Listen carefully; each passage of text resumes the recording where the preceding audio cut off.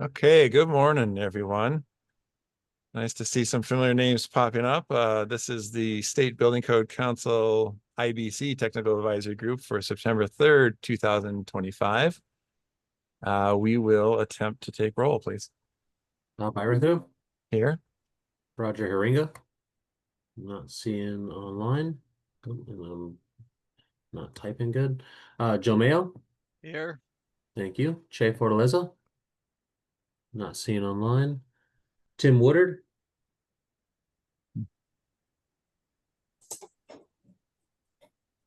I saw Tim and then he disappeared.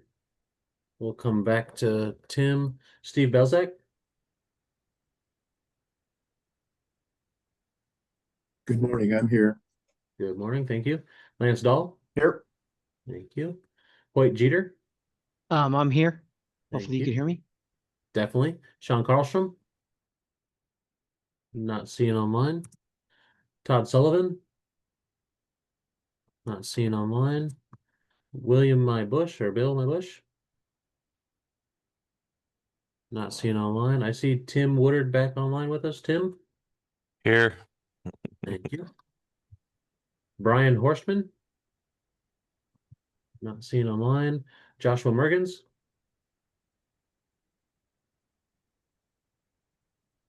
I see Josh. Not hearing you if you're unmuted. Now?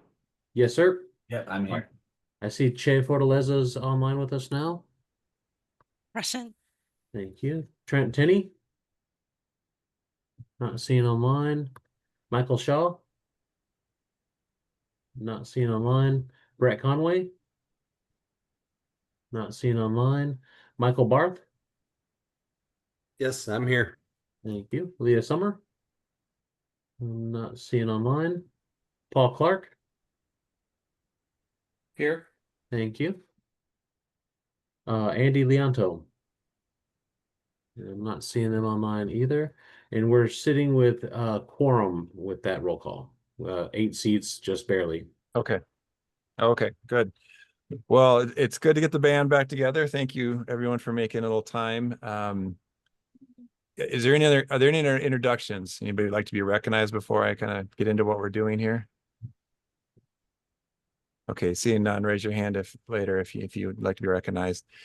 So what we're doing today is there are two fronts here. The council, and I know some of you are involved in other aspects of the council, so thank you. But for those of you that we haven't talked for about a year. The council is racing towards its statutory deadline of December 1st approval for all of the 2024 codes with the external petitions. So all the amendments. So we have one item on the agenda today, item 4, which is a nice to do, is a helpful to do. It's not a must do for the IBC tag. The technical advisory groups are technical, but the council has responsibility to do 2 economic reviews, which we'll get into. One's called the cost benefit analysis, and one is called the small business economic impact. Yeah. And it's very helpful with obviously your subject matter expertise to get eyes on that and help flag certain items or reach out to the people that could help the council on that. The other 2, 5 and 6, are going to be part of the 2024 codes, but they're legislatively mandated. So that's a separate pathway. And some of you are familiar with the other legislative mandated work that's going on in the council, the single exit 6-story typology and the multiplex 3-story. These are 2 of those. So these don't have to technically be done for adoption by December 1st. We expect they'll roll over a little bit when we all can get a breath and work on them in December, January timeframe and get them done with still enough time and get the council to approve them to roll into the package before kind of a May, June timeline where everyone can start to study the codes and they get implemented November 1st. So I went into a lot of detail there, but the real action we're taking here is on item 2. Can we review and approve the agenda now that I've explained it? Can I hear a motion to approve, please? Make a motion to This is approve. Tim. Oh, Okay, I'm gonna second. take Tim and then Hoyt. Thank you. Okay, any questions on what I just went over or just on the agenda in general? Okay, hearing none, all those in favor signify by saying aye. Aye. Aye. Aye. And any opposed? Okay, agenda is approved. Item 3, we do have minutes, correct? Posted? Correct. Yep. Okay. I'll ask for a motion to approve while we then review them. These are from December 17th, so I'm missing this stuff up here on this one. That's my bad. I've found the draft and it was mostly done, but we didn't have that little bit in there. So I can add those in based on our attendance records there, but we have the content in here. I'll make a motion to approve. This is Tim. I second. That's Hoyt, thank you. Okay, so reviewing the content there, is everyone comfortable with that? Then Dustin will fill in and we can edit later if there's a mistake. Okay, is that the end? Yes, sir. Okay. Any discussion? All those in favor signify by saying aye. Aye. Aye. Aye. Aye. Any opposed? Okay, with that, the minutes are approved. Back to the agenda. Okay, first item is that economic review. So I'll give a little start here, Dustin, if that's okay. If you want to pull up the spreadsheet. Yeah. So as the chair of the council, then I also chair the work group of economic impact, I think we call it. What it consists of all the tag chairs. So in that role, I get to double as the IBC tag chair. So the chairs are responsible, and there are some hard rules on what we have to do in RCW, and they're in 2 parts of the code. One is in the APA, the Procedures Act, and then that for the cost benefit analysis. And just high level cost benefit analysis means for the benefit that is being achieved or required in the code, is the cost, can we look at that reasonable cost? So that's kind of a ratio thing. And a good example in the energy code is some things are mandated. We have to achieve a certain benefit for the state. So is it a reasonable lowest cost to achieve that benefit? It's not, is it, cost comparison to the previous code cycle? Those are good discussion points, but it's really to achieve the benefit. So that's the cost benefit analysis. That's one column here. And then the second one is in the, what's the regulatory act called? It's the Regulatory Fairness Act. It's in RCW 19.85, I believe, or is I'd have to pop that one open a little bit. Yeah, thank you. And we can get wonky deep in the code if you'd like to. Again, we're kind of coming in high level, and then whatever level of discussion you want to get into. That one is do any of the rules, and we go back and forth as a council. Technically, a rule is any amendment. Because we're amending the WACs, every single amendment is technically a rule change. And so technically we're supposed to go through and give feedback on every rule change and whether or not it would disadvantage, and we can help define what that means, a small business, whether it's an architect or a manufacturer or so on, right? So it's kind of a case-by-case basis. What we've done high level is I went through, first of all, and tried to remember all of our discussions and flagged a few of these. And then the work group went through and we talked about them, and specifically the ones that we initially flagged for discussion.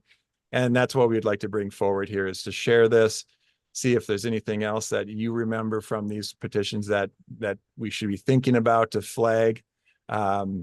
We are going to have a hearing, 2 hearings next week. Wednesday and Thursday, Dustin, we just talked about this. Correct. And that'll be a format where we will go through and on some of these flagged topics, try to get deeper and try to take public input if people want. We can take written testimony too, but really this is the first cycle that we've kind of brought this to the TAG level too, and said, hey, let's talk a little bit about it and make sure we're not missing something. Does that make a little sense? I think, yes, I'd like to add on a little bit on the, I think Please. you nailed the cost benefit analysis, and I think that that one's a little more straightforward as far as the concept goes. The small business economic impact statement, the one thing I just wanted to try to make more clear is like we are trying to identify their disproportionate impact as compared to like the 10% largest businesses that are required to comply. In the past, SBCC has sent out surveys and things looking for input.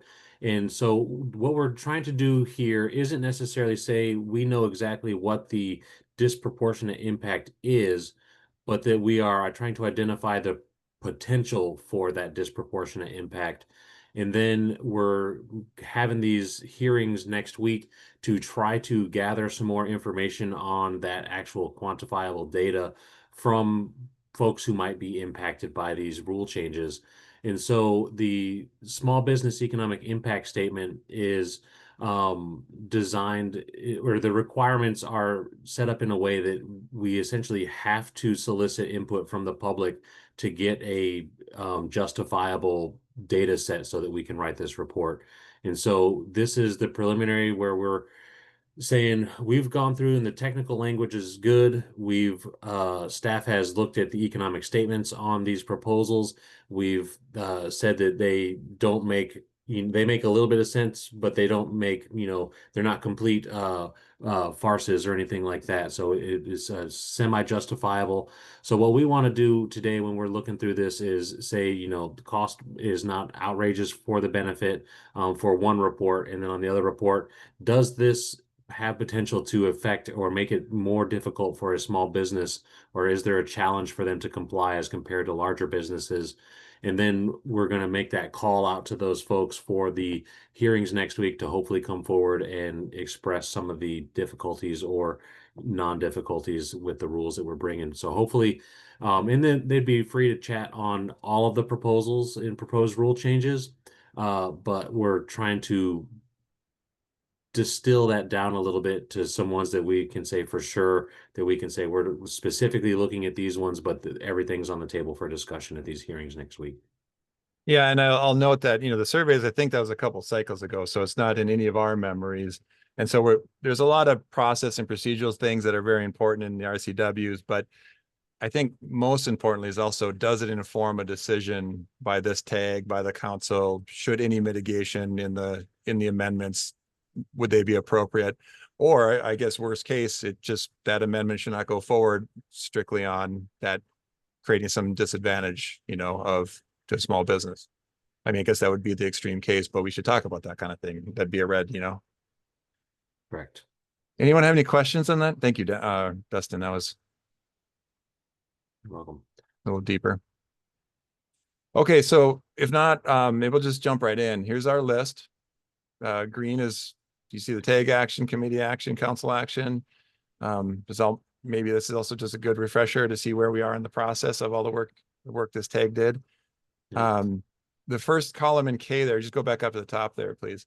So the WGEI, that's the work group for economic impact. And what we did is do a high level 1 through 5. 3 would be no impact. And you're going to find, and this is true across all the code, that there's not a concern in the cost benefit. And that should make sense, because we inherently are thinking about these things as we're making these decisions, or as people are writing, or trying to improve something, not trying to make it worse.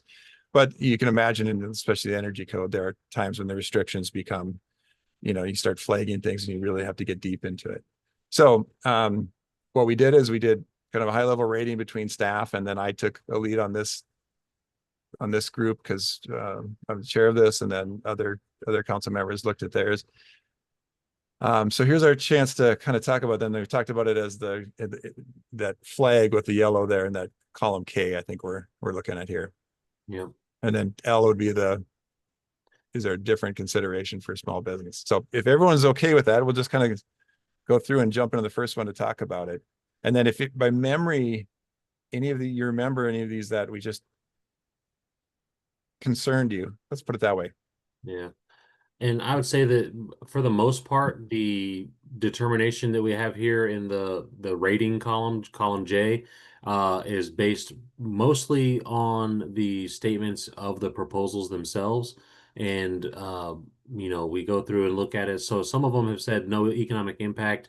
I believe, for example, this heliports and helistops one indicates no economic impact, but then goes on to say that there might be some small decreases. And so we've flagged that one as a minor decrease.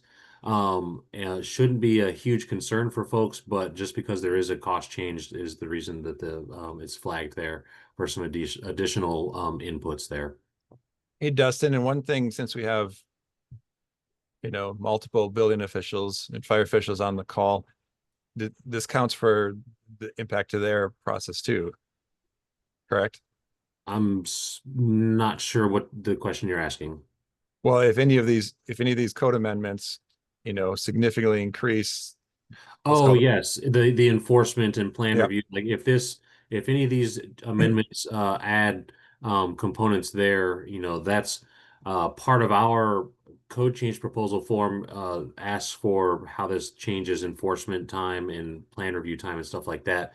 That's, I think, part of the economics of it, but it's not one of the points spelled out by the Regulatory Fairness Act or the Administrative Procedures Act for the cost benefit analysis. Okay, thank you. Go ahead, Steve. Thanks. I was just curious though, representing one of the code official groups. I'm just thinking almost every addition we make to the code adds to a low, level of additional review or inspection. Is there like a threshold we should be using? Because I mean, if we use that consideration, everything would be an increase, but we're trying to make this reasonable. So if there's, you have any idea or suggestions on what you consider to be a threshold as to when this would be significant enough to change the number scale on the ratings? So I mean, my thought on that one would be, most of these are amendments to existing sections, so we're a lot of the times reviewing some of this stuff already anyway. But there are amendments that bring in new sections, so that might be a threshold to be observant of, is whether or not we're bringing a new requirement in. The other part would be is if the amendments we make require, this is off the cuff, maybe 5 extra hours of plan review time and enforcement time might be a reasonable threshold. But I would defer to the folks on the call, like, if you had this new rule, at what point do you need to maybe make plans for, staff to do something different in their processes, would be the threshold I'd be looking for. Okay, that's helpful. Thanks, Dustin. And some way could be passed on to the project, right? Yeah. I mean, so additional plan review time does equate to some additional costs for most developers. If they, are, I guess one had a golden date that they plan to break ground, and then all of a sudden the plan review and permit issuance doesn't happen per the plan because of a new requirement that somebody's not familiar with potentially. But additional time on the desks equals money to those folks in the field as well. Okay. Well, thank you for that. Let's jump in and just scroll down one more time, Dustin, please, just to see. There's only a handful of them here, so we're not going to get into. But if you see one or remember one you want to talk about, we can do that too.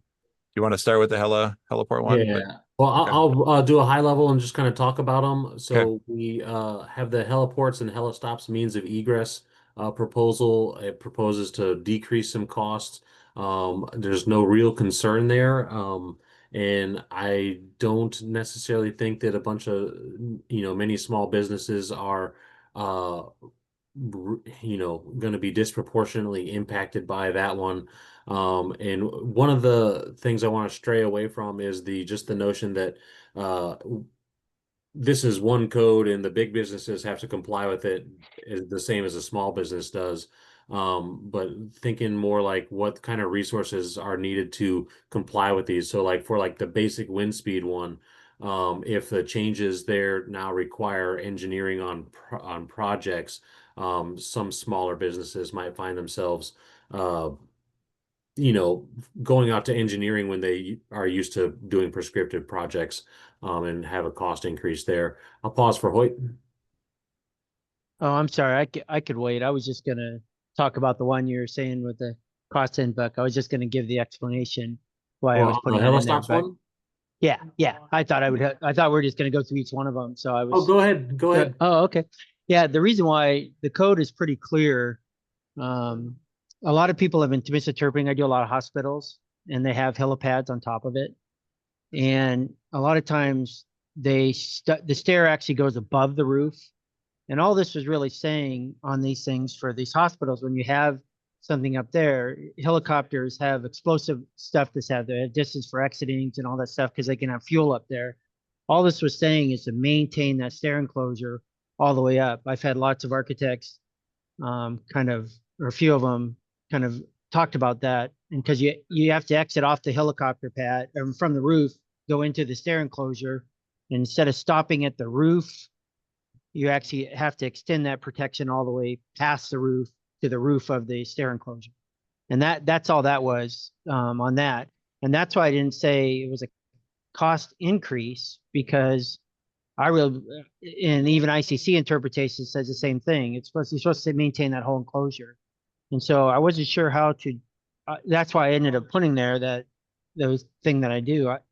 I'm not sure how to figure out that. That's what I was trying to mention, is to make sure that you maintain that stair enclosure all the way up when you have a helicopter that's landing. So, So you would, I'm just hearing what you just said, you would say that this is more of a clarification of the code language and requirements and doesn't really bring new requirements in, and a cost reduction would, like, how, I guess I'd be curious, how does this reduce the costs? Oh, because you have to rebuild it. That's what I'm saying. People, Oh, we've okay. had a few. Yeah, that was my idea behind it. Because we've had to actually say, no, the roof is of the stair enclosure. You got to maintain that protection all the way up. And So building it because once costs less. yeah, that was my theory. So I probably messed that up if I need to change that. But and then this really deals with basically hospital or I2s on roofs when they're landing a helicopter up on the roof. So that was my reason behind that. I thought I'd bring that up just because I was reading through these things. I wanted to make sure. I didn't know how to figure out. I guess you could say it's a cost increase, but really it's probably more of a clarification of what's actually required in the code. So, I would agree with that sentiment. It clarifies, what you're already supposed to be doing, and get to the benefit of only building it once. Okay, so that's really helpful, Hoy. That's a great example. So sounds to me like it's a neutral, right? Yes, I would. Anyone disagree? So you'd update that to a 3, basically, and then yeah. Just say it's neutral. It's. But I like your thinking, Hoyt.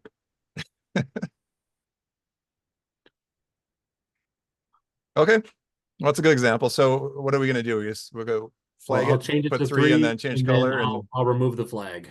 okay, or maybe just change it to a different color, and then we can note it to the work group, saying, "Hey, we talked about this in the tag." Okay. Then we can keep track of what we talked about. And we don't need formal votes on this, so forth. I think if someone opposes, just speak up, please.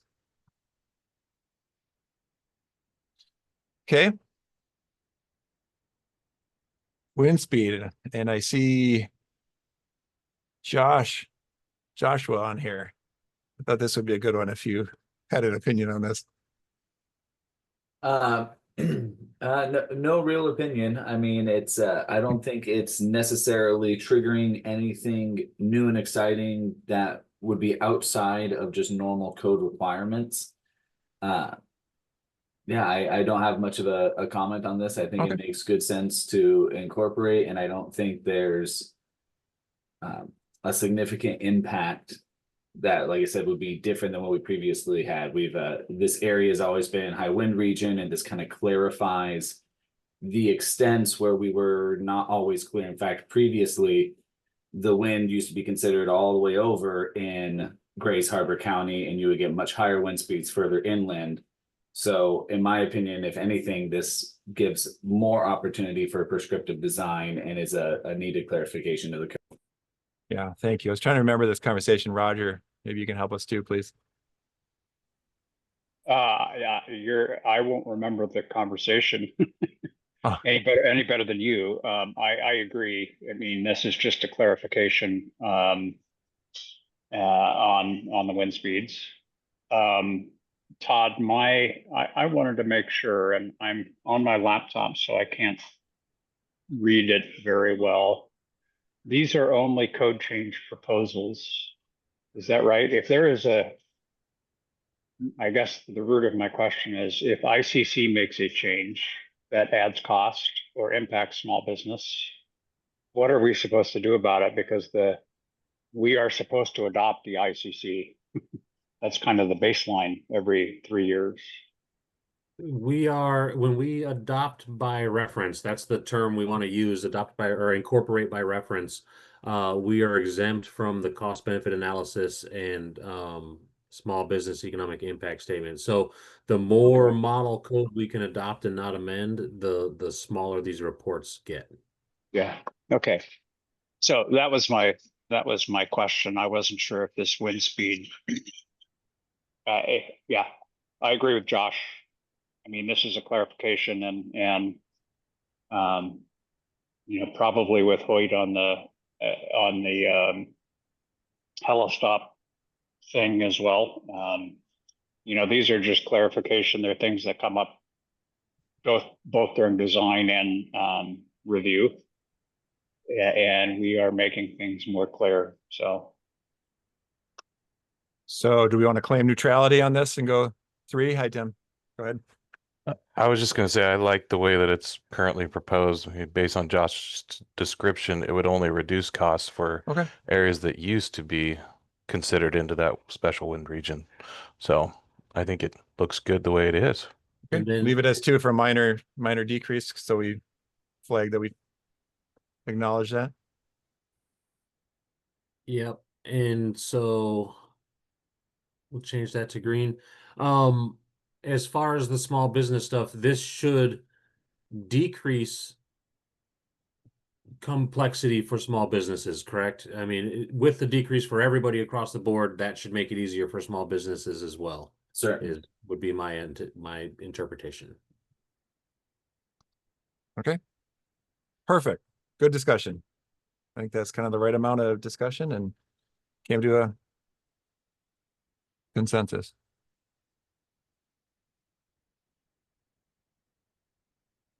Okay, just a few more. So thank you. As we're scrolling past the amendment, that tsunami are just rolled over. I don't think we need to address that. Let's get into the shear walls. That's a good one. 21 there. All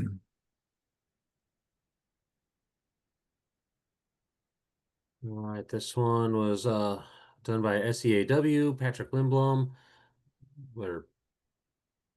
I think I said that correctly, so apologies if I butchered it. I don't see Patrick online here today.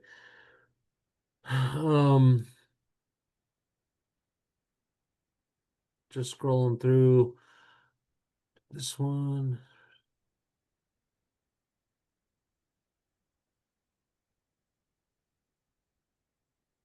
Go ahead, while we're waiting. We just are all trying to remember it, correct? Yeah, I've been involved in some of these discussions. Okay. They found this is actually kind of correcting an error in the code from the ACI, and the engineers, the SEAW groups and stuff like that have talked about it. Is basically putting in to make sure you're designing these concrete walls, these special based on the new science out there. And they felt it at the time that it was important to go ahead and adopt that portion of the ACI 31825 earlier than we have to wait for the next cycle. So all they're doing is if you could scroll up a little bit, this actually just says the language is 20. This is actually gone through the committees and stuff, and it is going to be adopted eventually. But it really has to do with special reinforced concrete shear walls. It's helped to make sure that these things perform adequately in a seismic event and make sure it stays the detailing requirement to make sure it stays ductile and not get more brittle. And this has gone through, if I remember correctly, the ACI committee has already gone through it and is going to be adopting this. It's the next code cycle. And what the SEAW wanted to do, the concrete specialists and stuff said, you know, when you start getting these high strength concrete forces that, you know, let's make sure making sure we maintain ductility. And I agree with this proposal. I think we should adopt the 25 with these changes because it is actually, it is the code that is going to be adopted definitely in the next cycle. And this specifically deals with these special reinforced concrete shear walls, which we do use here in seismic events up here in Washington, and maintaining ductility is important. So I think this is a good, I also believe it corrects life safety things, but it's a correct intended application of the code that should be adopted. So hopefully, I mean, I didn't put this together. I just been in some of the meetings, so I wasn't prepared to talk on it what I like to, if I knew I was going to talk. I figured the person would be here to talk about it. So That's thank you. perfect. That's the right level. So thank you, Height. Okay, we'll go Carrie and then Joshua.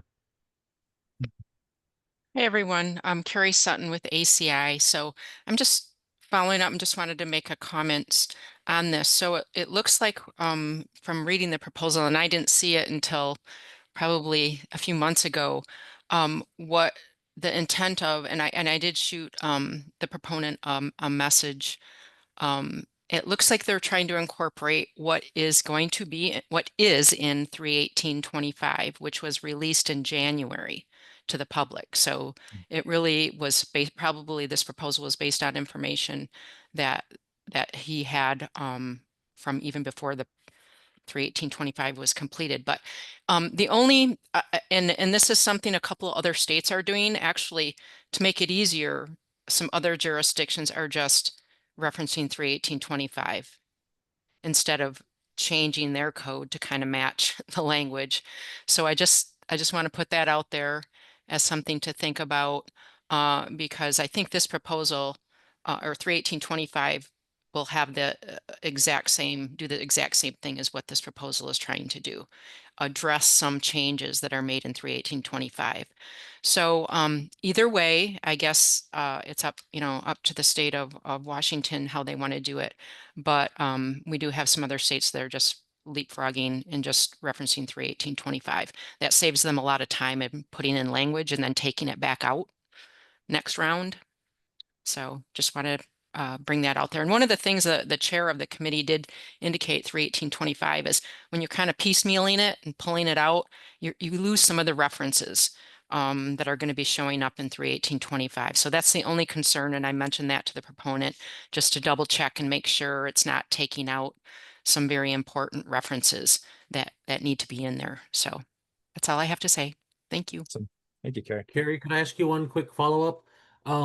Would you be willing to put that in a comment for this one? So we're getting ready to send this to the preliminary rulemaking and open up our public comment period. I think that would be a wonderful comment on this one and could save us overall draft time in the end on this. Yes, I can do that. Be happy to work with anybody on this. Just want to make sure it's done, everything gets incorporated and it's done correctly for everybody. So I can put that together. What is the timeline you would need for that? November 7th would be the deadline on that with our current plan. Okay, and just submit a comment to you. Yeah, if you can shoot that to my email, I'll get that included in there. And I think that's a wonderful notion that you were bringing up, that it might be easier to just reference the ACI 31825. Okay, we'll do that. No problem. Right, thank you. Okay, thanks. Josh. There's the mute button. Okay. Just a couple of thoughts. I don't remember the nitty gritty of this one well. And I guess I want to clarify after hearing from Katie, are we talking about referencing ACI 31825 in its entirety or for these sections? I presume for these sections, but I think that's something that we want to discuss just because the tag hasn't looked through all of 31825, though I'm sure it's largely an improvement, but just maybe we want to be focusing on, are we saying, hey, we want to use the provisions of 318.25 for these sections, which then in turn would reference all the applicable sections within the 25, or if we're trying to say 25 instead of 318.19, which is a much larger change. The other thought is, again, not remembering the specific details, but I'm going to go ahead and assume that it gets somewhat more restrictive. And my recollection of the conversation was for good reason, that these, like Hoyt mentioned, were errors that were discovered, and they've, somewhat of an urgent correction to how they were handling this. And I'm wondering if there's a way we can kind of mark this as, yes, there's a cost impact, but driven by life safety. I don't know if that's quite an option or somewhere that we can note it, but I think that is different than just, hey, there's a cost increase because now we're going to be using more insulation as an example. That's maybe not life safety, but an improvement to a building. This is, hey, the code has put something out in a way that they've later identified could be problematic. Again, I don't remember the nitty-gritty. That's my understanding of it. I think that's an important point if we're saying, hey, this could be a cost increase. True, but it's a necessary correction because we found that the previous methodology was insufficient. So those are my high-level thoughts without remembering the details. Yeah, that's right, Josh. I mean, if you want to, it's a cost benefit ratio, if you want to think of it that way. If maybe the cost goes up slightly, if it rides with the benefit, that comes with that, then maybe we're neutral, right? If you want to think of it that way, that's how I try to wrap my head around. And then the second part is the small business impact. Does it somehow disadvantage the small business? So I think that's important to keep staying. That's not just the cost increase, it's the benefit increase too. So that makes great sense. And I would just kind of throw out there, I'm going to guess few small businesses are constructing reinforced concrete buildings. That's a pretty expensive undertaking. So just as a small business impact standpoint, I know we can't say that universally, but I just don't see a lot of small businesses constructing large scale concrete structures. Yeah, I think it's fair and worth saying. Agree. Okay, Tim, thank you. If we kind of take the proponent at his word anyway, and you look through his cost benefit analysis, he's making the claim that this reduces the amount of rebar that's required, and he's making the claim that it reduces costs therefore. Obviously it might increase design fees or design costs because of a different or a separate way of analyzing these shear walls, but not being privy to exactly how much rebar is reduced, I can't imagine it's significant. So in my mind, if we take him at his word, it is a minor reduction in costs due to the reduction in steel on the walls. But I don't think it's most likely very significant overall. Okay, that's helpful, Tim. And I think of it that way too.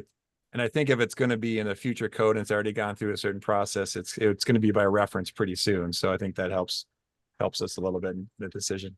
Okay, thank you, Tim. Hoyt. Yeah, I just want to add, I'm 100% support. The ACI went through the code and stuff, adopting the next one, but that would kind of be opposite because we don't do that for steel, the other codes that have been updated. This specifically deals with definitely a life safety issue that people should start using. But I'll go back to one. If we could adopt the whole ACI code, that the next code right now, it's ready for that. But I don't think we have that ability to do that. I think we can only deal with this one issue that was recognized by the ACI committee as something that needed to be changed. So I agree with I'm sorry I didn't catch you as a person who was talking. I agree. Yeah, we could adopt the whole thing. That'd be great. But I don't think we have that option. So. I think is a good point, Hoyt. And Carrie, thank you for your comments too. It can be considered in the appropriate. Right now, we're not redeliberating this specific. This has already gone through and is going into rulemaking. Now it's at the council level, and if a proposal like that should be considered, we'd have to look at all the unintended consequences and so forth. But I would say in Washington, there's precedent for just putting sections in as long as we're careful about it, and then removing them once they get adopted by reference. So, go ahead, Roger. Yeah, a few things. So Carrie mentioned that ACI 25 was published in January. This was submitted prior to that. This was last year sometime, right? I don't know what the date on the top is. So when Patrick submitted it, and I know Patrick, he used to work for us. This was part of the SEAW seismic committee, I think, that went through this and recommended this. It wasn't just Patrick. I think Tim's comment about minor reductions, could you page up again to the description there, number 5?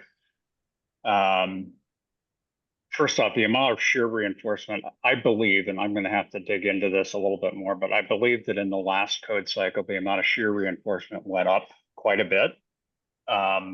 This is one of those at the 5,000 foot level. Maybe it went too far. And so this is, bringing it back a little bit closer to reducing it a little bit. And that's a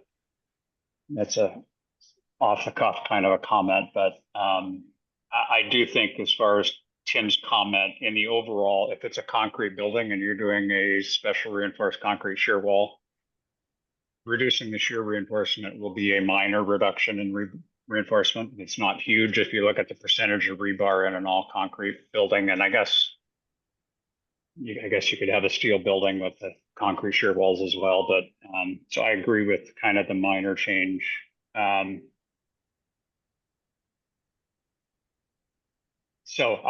think that this is good. I completely agree with everybody. It is a life safety. It's trying to drill us down into the right.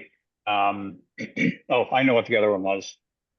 I don't think that there's any impact to the amount of design effort for us. One way or another, we're having to design the shear reinforcement in a concrete shear wall. This is just clarifying or modifying what the amount of reinforcement that goes into it. So I don't think that there's anything on the design side that would be an increase. So. Okay. Well, I think this is helpful. I think what I'm hearing, if you go back to the spreadsheet, I'm hearing neutral on small business and kind of business as usual in the cost benefits. So it's just a matter of whether we want a 2 or 3 in that CBA piece there. I did change it from 1 to 2 based on the conversation. Anyone think it should be 3? Or is everyone okay with 2? A 2 is not going to flag anything special. It's just given our opinion. 2 makes sense. Okay. All right. Good discussion. I know it's hard not to deliberate everything, but that being said, this is really important. So if that comment comes in at the council level, we can also reference back to this meeting. So it's worth it. Thank you. Okay. Another concrete.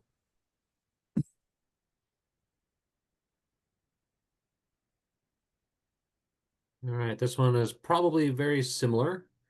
It's more modifications to ACI 318. And it's got the same statements there for reduction in costs. So it says significant reduction. I would wager that we could probably bring that back up to a minor reduction and say that the impact to small businesses is proportional to the large businesses. So we're in a pretty similar space here. Okay, I see a thumbs up with Tim there.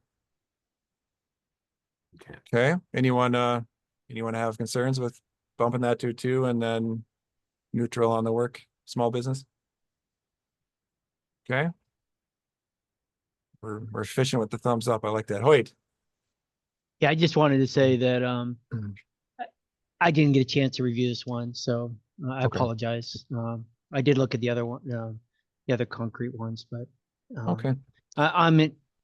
I'm just going to go off what other people say. I apologize. Just wasn't prepared.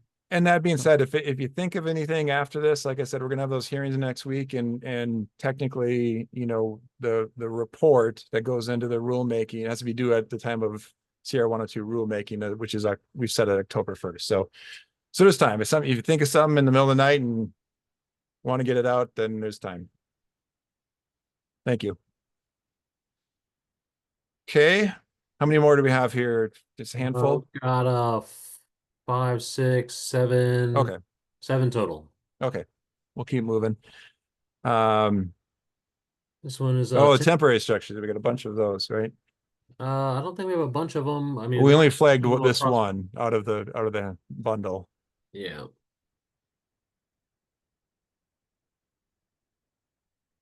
And I believe that John indicates this one is mostly a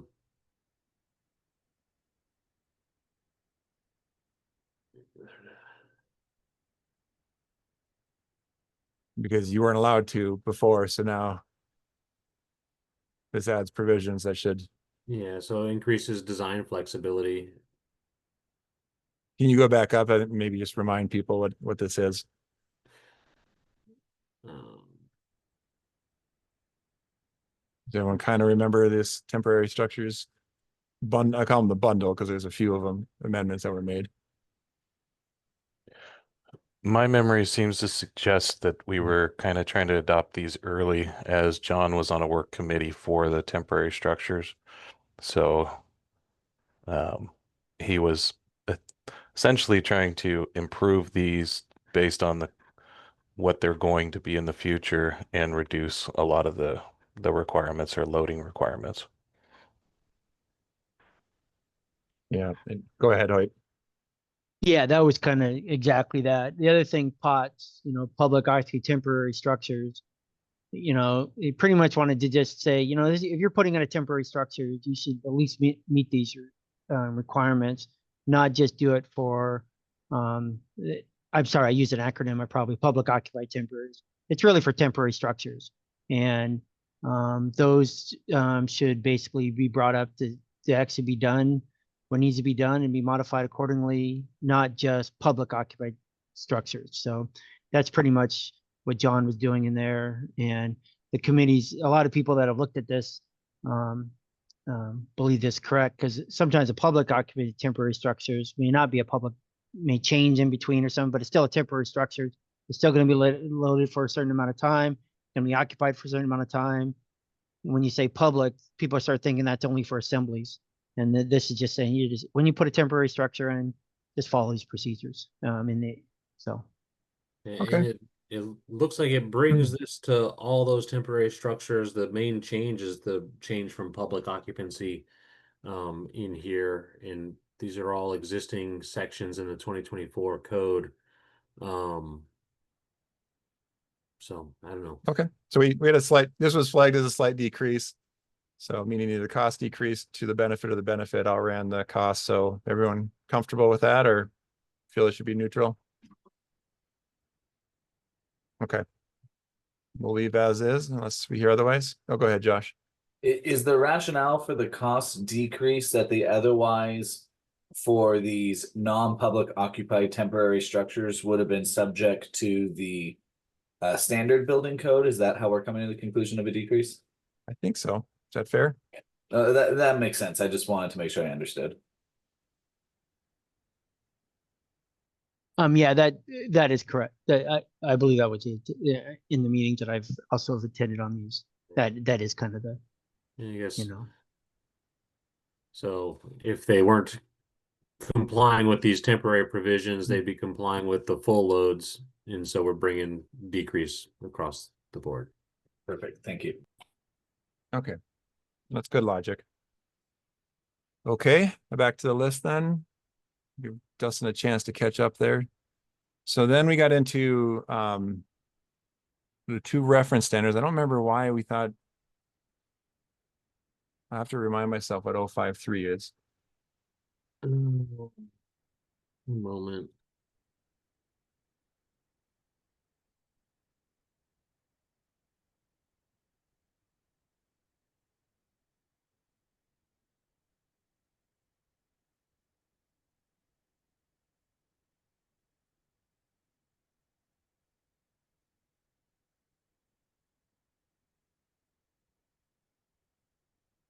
Oh, 5.3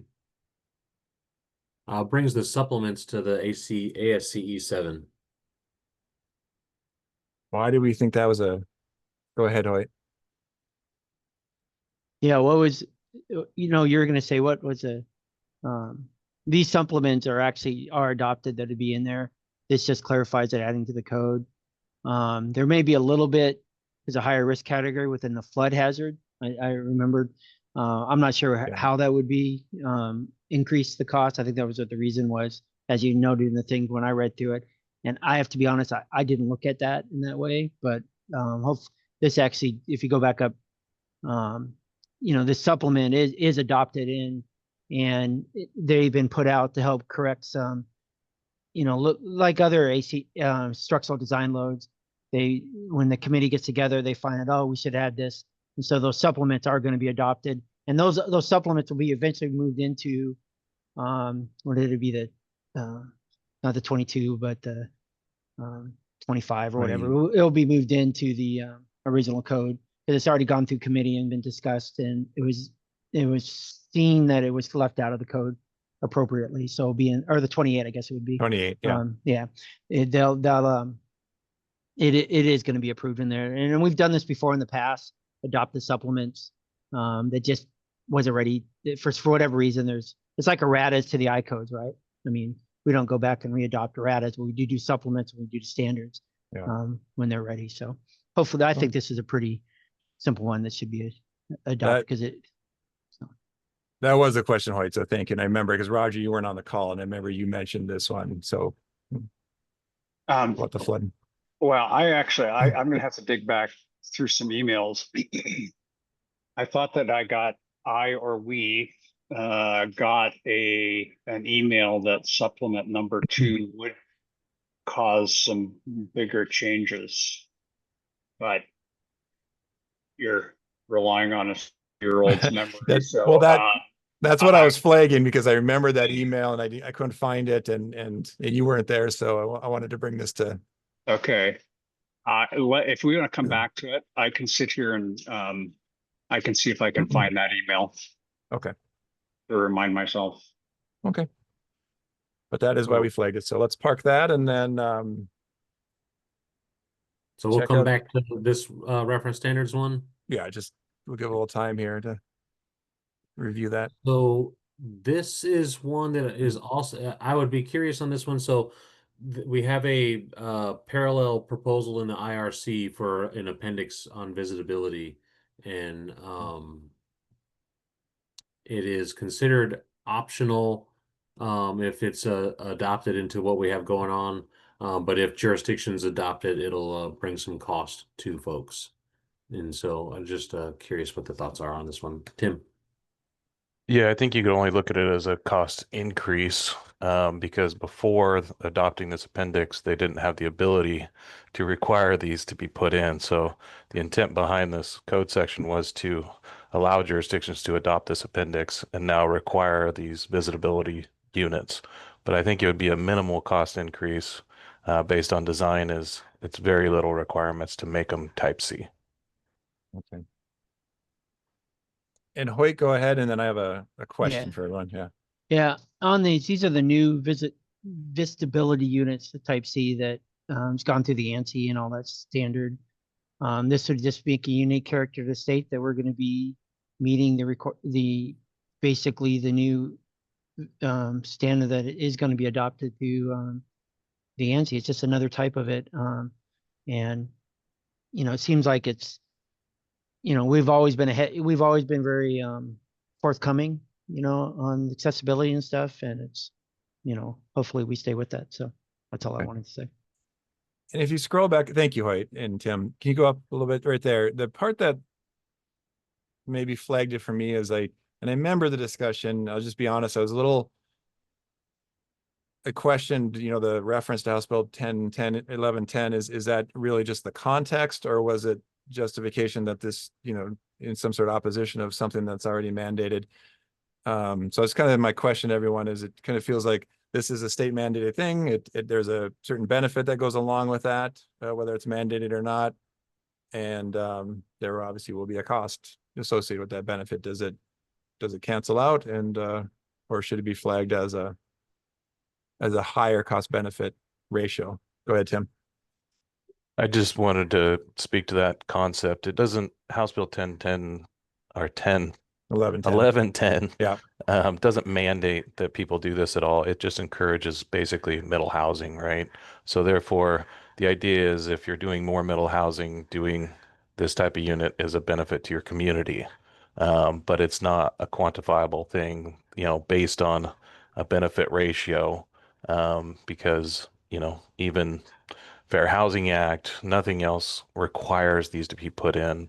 Again, it would be a cost increase, but like the proponent put in here, $0 to $1,500. I don't even think that's unfair of a estimate because it's should be minor. It's mostly in just changing your design concept for one unit or, you know, these types of units, I should say.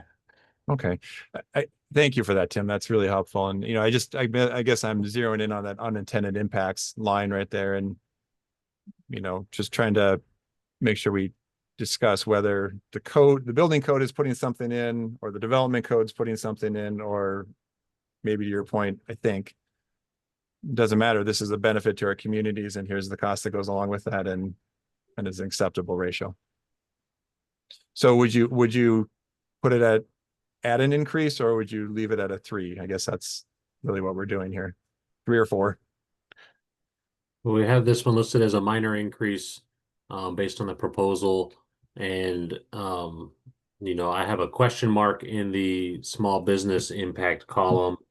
You know, I don't think that you know, it seems to be a small design feature, but do we think this a small business would have any extra difficulty in compliance?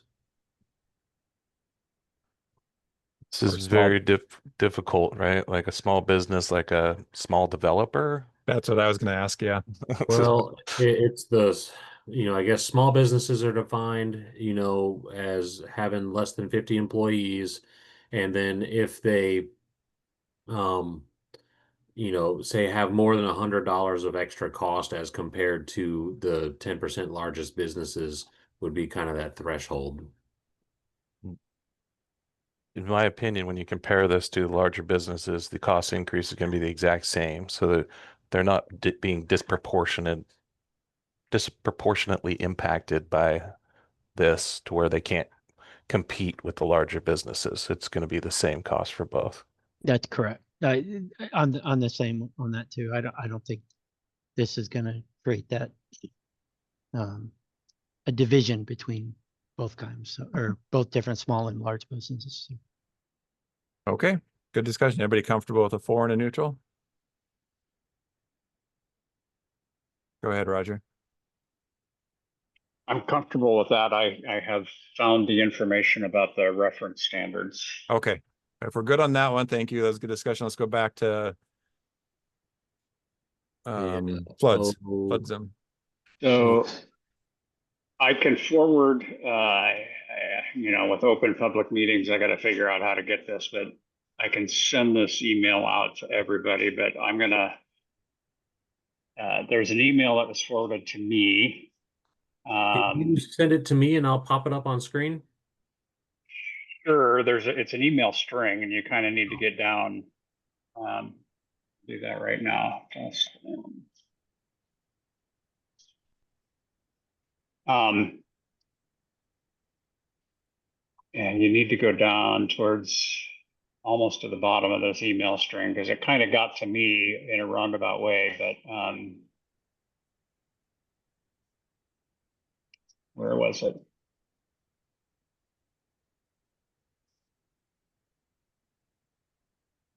Yeah, if you're going to post it. I won't post it. I'm just bringing it up to. Yeah. So go almost down towards the bottom. It is go up. It's Matt Gilbert's right there, I think. Yeah. So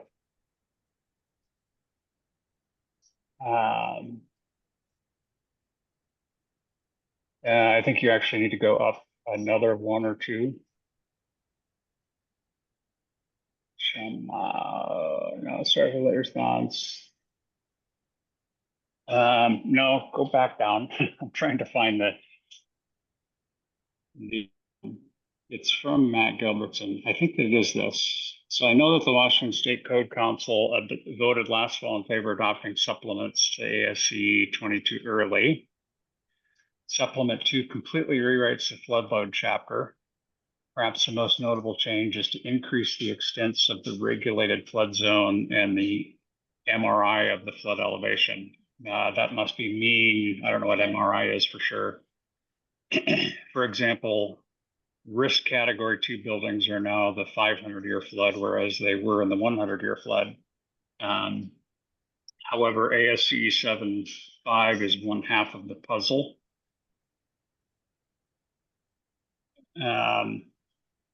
The other half is ASCE 7 flood resistant design and construction. ASCE 24 sets floor elevation, structural elevations, flood proofing requirements, etc. ASCE 7 just defines the loads to the structure. Soon after we completed the supplement 2, attention moved to updating ASCE 24 to align with supplement 2.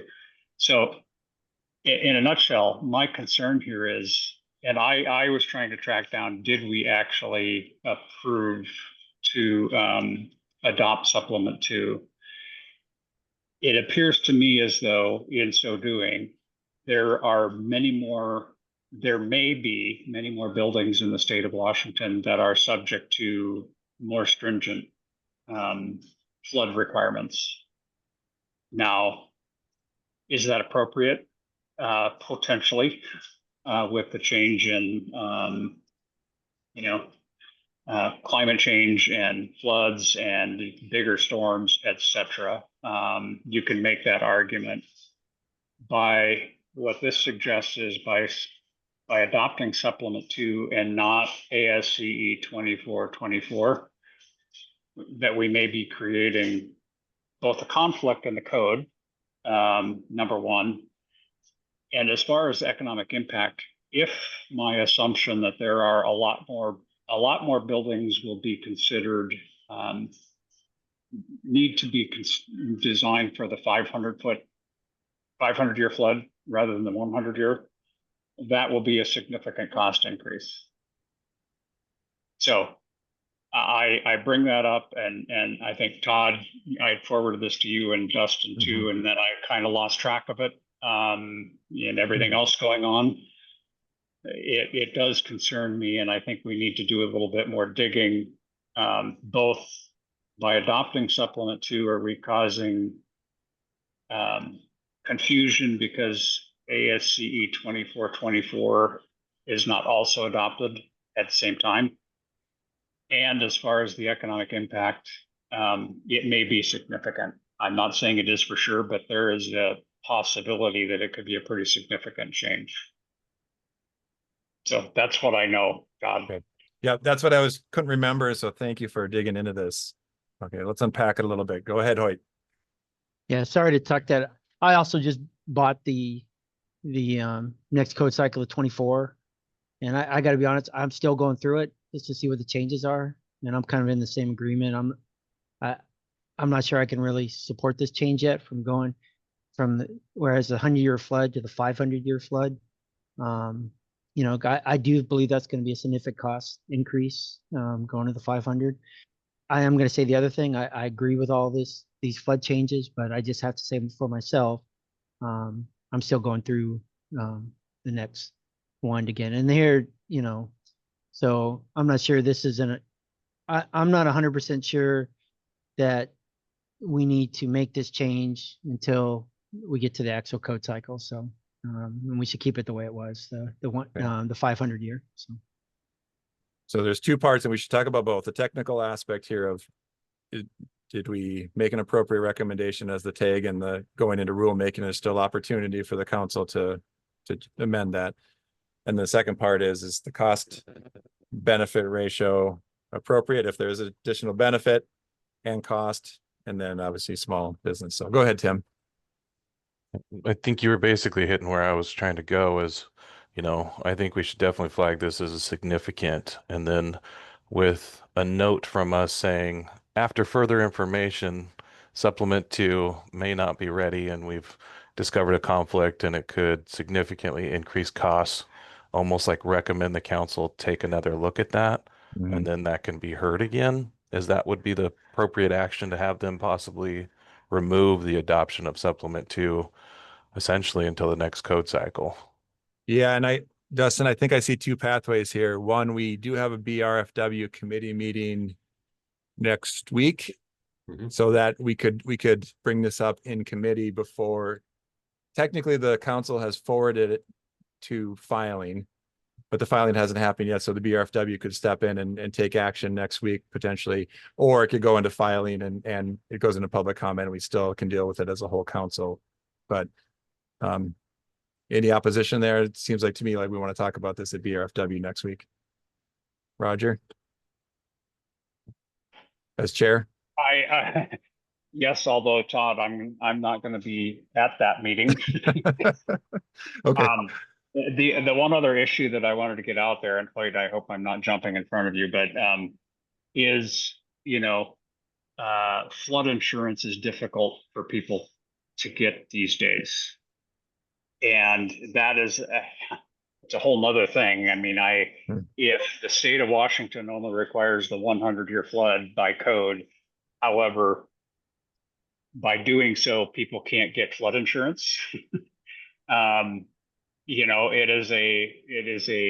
is a pretty complex issue of should we do it now in response to the insurance industry requirements? Again, I don't know the answer to it. Dustin, I'm fine if I don't know how to publicly do this, but if you forwarded this email string, there's a lot of good data and questions that are raised without necessarily coming to conclusions. So I'm fine with you doing that to get it out to people. But I think the insurance part is another nuance to the question that needs to be considered. Well, let's do this. Let's can you flag Dustin the section you're in the end? So let's put a yellow on that. And then appropriate places BRFW. So if you have thoughts as TAG members, we can collect all those and you're welcome to join too, but you can even just put in an email and then we can deal with this at BRFW. For purposes of today, then it sounds like, are we okay with a 5 flagging that as concerned? And then how about small business? Is there impact there? Or is that a neutral? Really, we're focusing on the cost benefit. Well, I mean, we're focusing on cost benefit right now. I think that there's potential for some small business impact that's disproportionate if they're trying to play in the flood zones. Just thinking back to the flood insurance, I was the floodplain manager for my jurisdiction when I got to do that. And, our jurisdiction worked hard with FEMA to adopt a flood ordinance. And I guess my question would be, do these ASCE changes change those flood elevations? Are the local jurisdictions going to have to redraw flood maps based on being in different, 100-year, 500-year flood zones? I think that would be a significant cost change as well. But, the jurisdiction I worked for was struggling with coming into compliance with the FEMA requirements to stay in the NFIP. And we were on probation there. And so we brought that whole program around. And I guess my point to bring that up is that, I think the local jurisdictions have adopted their own flood ordinance and FEMA is reviewing that. And so if these changes require changes across the local jurisdictional flood ordinances, that there could be a significant issue arising. Okay, go ahead, Roger. Yeah, I agree. First off, I was going to comment on the small business. If there's confusion in the code, I know small design firms could be impacted. And I could even argue that code conflicts impact a small design firm more than a large design firm. A large design firm probably has an expert on staff who can help weed through that, whereas small firms can't. So there is a potential for a small business impact on the design side. I think Dustin's comments about FEMA, and I agree. The whole changing of that's why I flagged it as if we're changing the elevations. And I think that this email from, if you can page down, whoever that email originally came from, Matt Gilbertson, is it Matt? Yeah. He kind of implies that I'm not the person to really delve into that and understand, but he kind of suggests that that might be a difference. And so, yeah, I think it's a pretty complex issue. So this will be and I don't mean to jump on top of you, Tim, but if this one is kind of being flagged as potentially disproportionate for small businesses, we have an obligation to attempt to mitigate those impacts.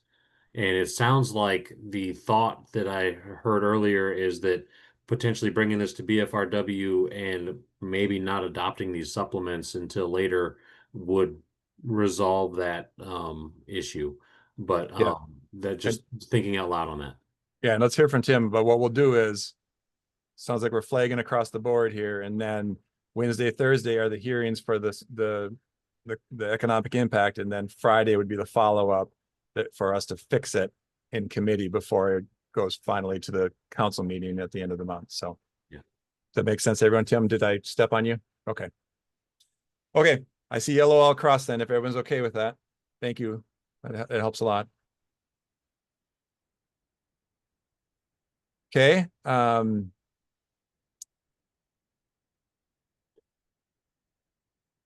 saw 4 though, but we didn't flag it for any more discussion here on the next one. Heard. No.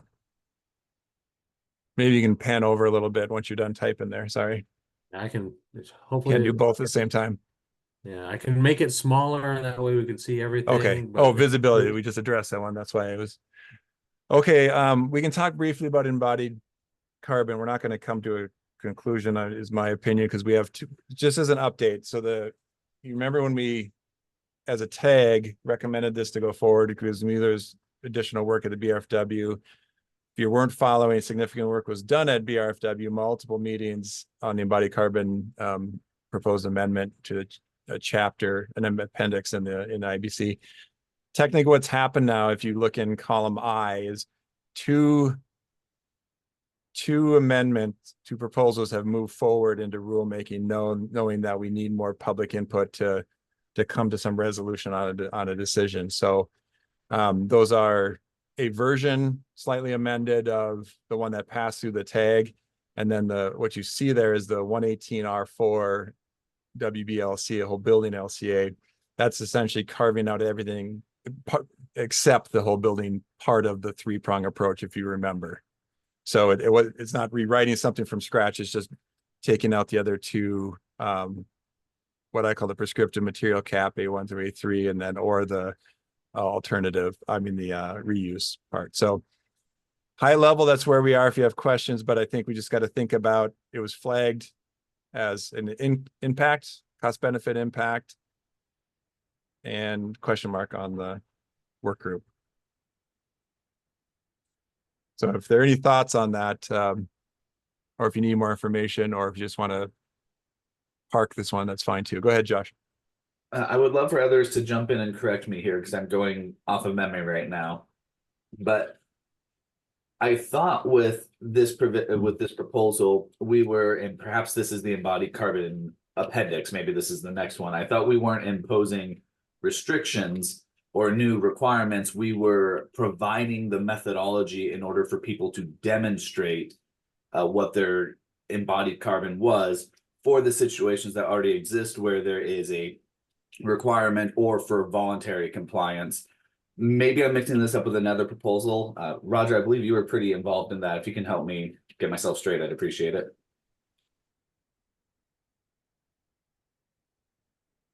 Sure, Tim, if I jumped in front of you.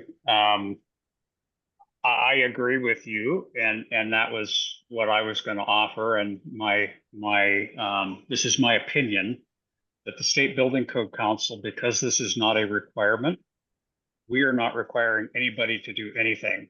And so there is no cost increase. All we are doing is providing an appendix. If a municipality chooses to adopt the appendix, there may or may not, and may not is my opinion on that too, but there may or may not be a cost impact, both the economic impact and the small business. It may or may not, and we can argue about that, but my opinion is that what the action the State Building Code Council is doing because it is an appendix, we have not made any additional requirements for anybody in the state of Washington so that there is no economic impact. And I recognize that's my opinion and others may not agree, but yeah, that's what I think. Yeah, I think that's appropriate to talk about that. Thank you, Roger. Tim. I mean, based on the action we've taken on other items, by adopting an appendix, it now allows jurisdictions to be more restrictive. Whereas if their appendix doesn't exist, they don't have the option to be. So in my opinion, you would still be leaning towards it's a cost increase. But I think this significant versus the other becomes the real question. And, right now it's marked as a significant cost increase. And, that's where I feel like this provision overall is going to get really tricky because, as this stabilizes and design firms get used to running these, as the materials that these require become more readily available, I feel like that goes down over years, but the initial impact would probably be significant, and then theoretically it would go down after that. So I think the way it's marked now seems to be the best fit for what we're trying to accomplish. It raises an interesting question because technically a jurisdiction could go adopt these. It's kind of a preemptive, framework by the TAG and the council putting it out there. But if you were to take the alternative approach and just a jurisdiction adopts it, and then if it addresses housing, it's got to come back to the council anyway, but it never went through a cost benefit analysis. Well, anyway, going down a rabbit hole there. Hoyt. Yeah, this is one of the things I think is real important to put in, and it's not actually in the code, it's in the appendix, as it says.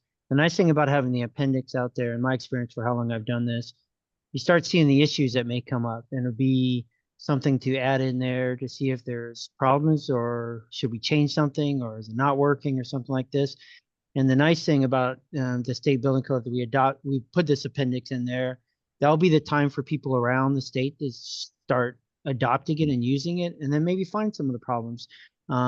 It's now's the time, because this is an issue that is going to be becoming more and more a problem. Doing this appendix now, this is the time to put it in when we can and start seeing how it actually impacts it. Hopefully I hope it gets moved forward. And the other thing is a cost benefit analysis. I wouldn't be able to justify it. I read through this, actually, sorry about this last night, this one. And I think it should be moved forward, and it makes it very good for giving jurisdictions that may not have the expertise on staff to at least have a guideline of how to actually enforce this. So that's my opinion. Thank you, Hoyt. Go ahead, Josh.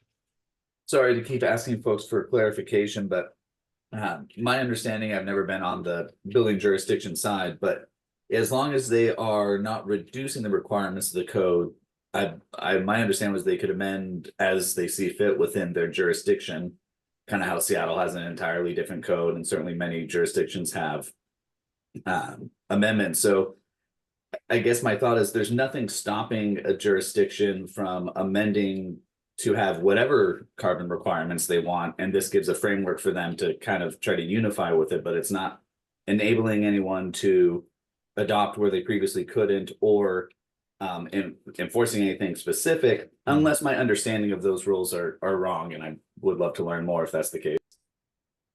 Yeah, I think I captured what you're asking, just a high level. If an appendix goes in like this, then a jurisdiction, to my understanding, can simply adopt it, right? Whereas, or they could take that framework, change it, and as long as it doesn't touch housing, they could still adopt anything they, more restrictive on their own. If it kisses housing, then it comes back to the council for final approval of that. But it might be an easy pathway too. So I think it is an interesting question of whether or not we put a cost benefit ratio in here. And then my other question was that we don't need to dig in deep here, but I think one of the benefits of having the two proposals side by side is, it's my professional opinion, if you're doing whole building LCA properly, it should not be a cost increase. It should actually be a cost decrease. Now, we've debated that a lot in the meetings and the BRFW, so forth. And then as the materials rep, I brought up many times the disadvantage that certain pathways could take to small batch mills and lumber mills and so forth. But that's getting into the weeds again on the specifics of the proposals. So go ahead, Roger. My question to you then is there a difference between the two proposals in the CBA or in the small business economic impact? I don't know. I'm going to try not, Todd, to go down, get farther into the weeds. Me either, too. Me too. Yes, I completely agree with you. If you do a whole building LCA, you very well may reduce construction costs. And that's what I continue to push for with clients that we work in. If we study it through material optimization, which is a way to reduce carbon, you're buying less materials. Bottom line. And we've got examples of where we've saved money, $250,000 on a project. So, but that's in the weeds. And then, you know, the whole building, I still have an argument as, all right, the whole building LCA option is the identical option that is in the original one. So there's two versions out there. One is whole building only. If the whole building only is okay, why not give people the option to do the other? You know, it's just an option. They can always do the whole building. So anyway, that is opinion. My question, could you go back up? What's the difference between a 5 and a 4? A 5 is a significant increase and the 4 is a minor increase. Again, my opinion, knowing whole building LCAs and knowing that even the version above it has the whole building LCA pathway as an option for you, I think it's a 4, not a 5. On both of them? On both of them. Yeah, I mean, if the whole building LCA one is a 4, the exact same information is in the other proposal. You're just giving them 2 other options of ways to meet the criteria. So the first version can't be more of a cost impact than the other one. So that's my, and I don't know if we have agreement on that, but that's my opinion. Yeah, it's a mind bender. Okay, Tim. Just to throw it out there. So if you don't have this as a regulation, and I would still be in favor of 5s for both of them, by the way. But if you don't have this as a regulation, you can still go through the same LCA and you could still reduce your construction costs. But if you do have this as a regulation and you want to build a certain way, then it significantly would increase your cost for that specific way. So I don't know how we could ever get to, well, I definitely don't know how we could get to neutral. And then the secondary part of it would be the small business impact.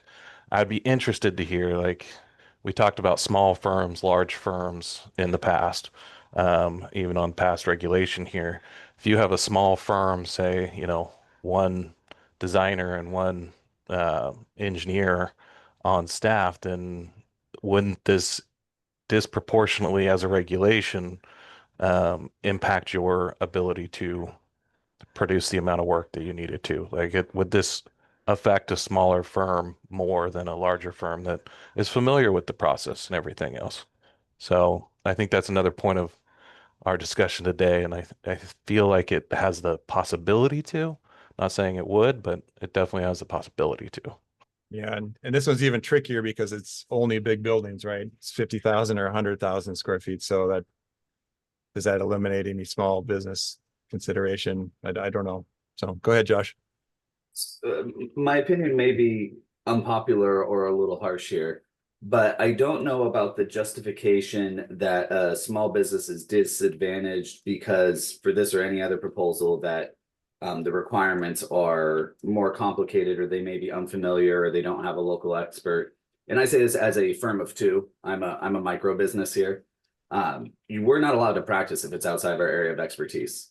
If you're practicing something that you're not competent in, that you would need an in-house expert for, I don't know if that quite fits it. I do get the spirit of the justification that it may be harder on a smaller number of people to absorb a set of code changes, but I struggle a little bit with the definition that it puts people like me at a disadvantage compared to a larger firm. I think it's a good comment, Josh. I agree with that. I very rarely find that in professional practice that we'd be disadvantaging small businesses. It's kind of just goes with it. That's one of the value adds, right? I guess in this one, is there anything else in the supply chain that's disadvantaged that wouldn't be? I don't know. I feel like the whole thing's moving this way anyway. So small businesses, small mills are kind of having to absorb this, but that's been discussed a lot. Does a small Are we anticipating legislation again related to embodied carbon in the next cycles? I suspect it'll be raised, yeah, but it's not mandated yet. Right. And so, that's one thing, if it doesn't work due to small business impact or, the cost benefits not there for us, this could be couched for a future code cycle. Not that I'm suggesting that happens, but just thinking that, this one's had a lot of legislative action related to it over the last 2 years. And I think that we're anticipating further movement on it. And so, Okay. I think that benefit of getting ahead of it is something to consider as well. Okay, well, let's zero in on 3, 4, 5, and then disproportionate. Go ahead, Roger. Well, I like potential lawsuits, Dustin. I don't think we're considering this now. I don't think we should consider it thinking about potential changes that the legislature may make, because we don't know what that's going to look like. So I'm gonna suggest that Dustin changed the numbers to 4, and then in the note said from 5 to 4. I'm gonna maybe say this tag said 4.5. I mean, there's obvious opinions on both sides, and I respect those opinions. So I think that recognizes to the economic work group on economic impact that there were various opinions, and we discussed it, and so. Okay. Take says depends. Go ahead, Steve. Sorry, no, I was going to say we could always just do a vote on it and see which way that goes. We can. I mean, if you, it's up to the tag, if you want to record, or if you feel your voice isn't captured and would better be captured in a vote, that's fine. Do you feel strongly, Steve? I mean, you call. I'm sorry. Yeah, no, I think that'd be fine. I think we probably should run it up the flagpole and see where we stand. But would you like a call for a vote? Go ahead. Yes. Yes. Oh, okay. Okay. Tim, go ahead. I don't know if I should comment now. Well, we haven't made a motion my yet. thought is you're just looking for recommendations. We don't need to take any official actions on these. I thought Roger's, suggestion of just saying there's people on both sides of this, you guys as a work group figure it out, was totally appropriate. Okay. And then, but if we're going to do a vote, then. Well, Steve, are you okay with that? I mean, that kind of is the spirit. Like, we will make sure we represent this properly if you're comfortable with that. I'll go with that. Thanks. Okay. Okay. And just so. And call us out if we don't. And as far as the distilling for small business, are we saying that there's kind of two camps, that is yes, no? And so this is like definitely one we want to try to get some feedback on at the hearings that we're going to have from those small businesses. Might still be a question mark. Maybe it's appropriate to leave it as a question. Yeah. I'm fine to leave it as a question mark. So remind me, Dustin, if we are impacting small business, then we need to take steps to mitigate that. Is that right? Or do we need to, there's some steps to mitigate the impact, or justification on why, like, it's impractical and feasible to mitigate that impact. And my suggestion is that the process that we've gone through on these proposals has mitigated the impact of small businesses. I mean, but I think the question mark, as far as we're concerned, the question mark is a really good. Yeah, personally, I feel we're pretty neutral, but I'm okay with a question mark to Okay. Yeah. Go ahead, Josh. I'm sorry. Go ahead, Hoyt. That's fine too. I was just gonna say, I think it's neutral, but that's just, I don't think it's a question mark. I think it still falls Okay. under neutral. So I guess just quick pulse check. Are there people in the room who do think it's a disproportionate impact to small business? I'm not sure how many I've actually heard say that. I'm hearing a lot of agreement for not question mark. I just want to make sure the question mark's appropriate. And if there is differences of opinion, I think the question mark's great. I just want to make sure that is the case on this portion as opposed to what we were discussing on the overall cost impact. Well, maybe we can ask the question that way, Josh. That's good. Just anyone opposed to neutral if we put neutral in. Go ahead, Tim. Raising my hand, opposed to neutral, but you know, I might be the minority in the room here. It's just, I mean, even you brought up other, or Todd brought up other ideas of small mills and other small businesses that provide these products that may be, you know, people be steered away from them by, you know, adopting something like this. There's a lot of possibilities out there that is worth the committee looking at. Okay. We're at a neutral question mark. Neutral but nuanced, I guess, is our answer. Yeah. That's Question mark been is that goes along with these two proposals. Okay, well, thank you. I mean, we can point back to this conversation, so we'll do the best we can to capture it on all fronts. So thank you for that. Is that more I found this helpful. Everyone's okay with that. We'll move on and then we'll take a quick break. We have one left on there. One left, and then we had none in the international existing bill, or there's two left, sorry, and none in the existing building code. Yeah, let's talk about these quick. And then so ground snow loads, this was a big topic, obviously, and maybe that's what I was thinking more, Josh, when I called on you earlier. No worries. Than the wind speed.